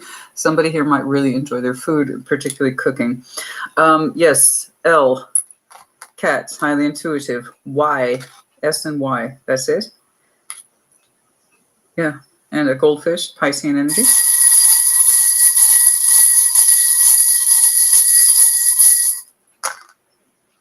X, Camel, Virgo, Capricorn, Taurus. Also the conservation of one's feelings. Gemini. Some of you, it is Gemini energy. However, I saw their one-word association here with intelligence. Someone here is marked with a very strong amount of intelligence or highly intelligent. Okay. How can I get, what am I looking for? What am I looking? Something. W, H, U, Dragon, Aries, Leo, Sag, and then there's the big star. Oh no, wish fulfillment. There might be some critical energy around the next crescent moon. That's for some of you. Okay, I think that's enough. Yeah, that's enough. That's enough. I don't think we need oracles, honey. We got enough here. We got enough energy here today. We do. There you go. For some of you, it is sooner than I could see. You know, for some reason, this person's energy is kind of surprising. It has that feeling too. It kind of does what it wants. It just has to know that it wants to do it, which means they can surprise themselves as well as anyone they're connected to. And their energy is so much bigger than how it was last recognized. And very real. That's right. Of course, you. I'm the realest of the real. With the big readings. Why are we like this? I don't know. No, I don't know no other way to be but real. Scorpio. It's fun, even if it pisses people. Sure don't. I don't know other way to be. Ain't no future in front. Always keep it real no matter what. I say I'm not perfect, but I try to do what I can. I try to live right. Treat people the way I want to be treated. And just carry on. That's all you can do. Just treat people right and just love people. Even though, some people, you have to love them from a distance. But, because hate, just don't live with hate in your heart, because that can surely block your manifestations and your blessings. All right, my loves, this your girl, Empress Goddess. I'm finna sign off for now. I don't know. I might. Y'all know me. I don't know y'all. Whatever. I might come back on. I might not. I don't know. Depends on how I feel. Whatever. How spirit lead me. Y'all know that's the way I go. That's how I roll. Anyway, my loves, that was Empress Eva with Capricorn and Aries. readings, and then that Sassy Scorpio with a Scorpio reading. Yeah, y'all, I had dropped the links in the chat, but if y'all haven't subscribed to them yet, go over there and subscribe to them. Show them some love, all right, my late babies. As always, my loves, go in so you never go without.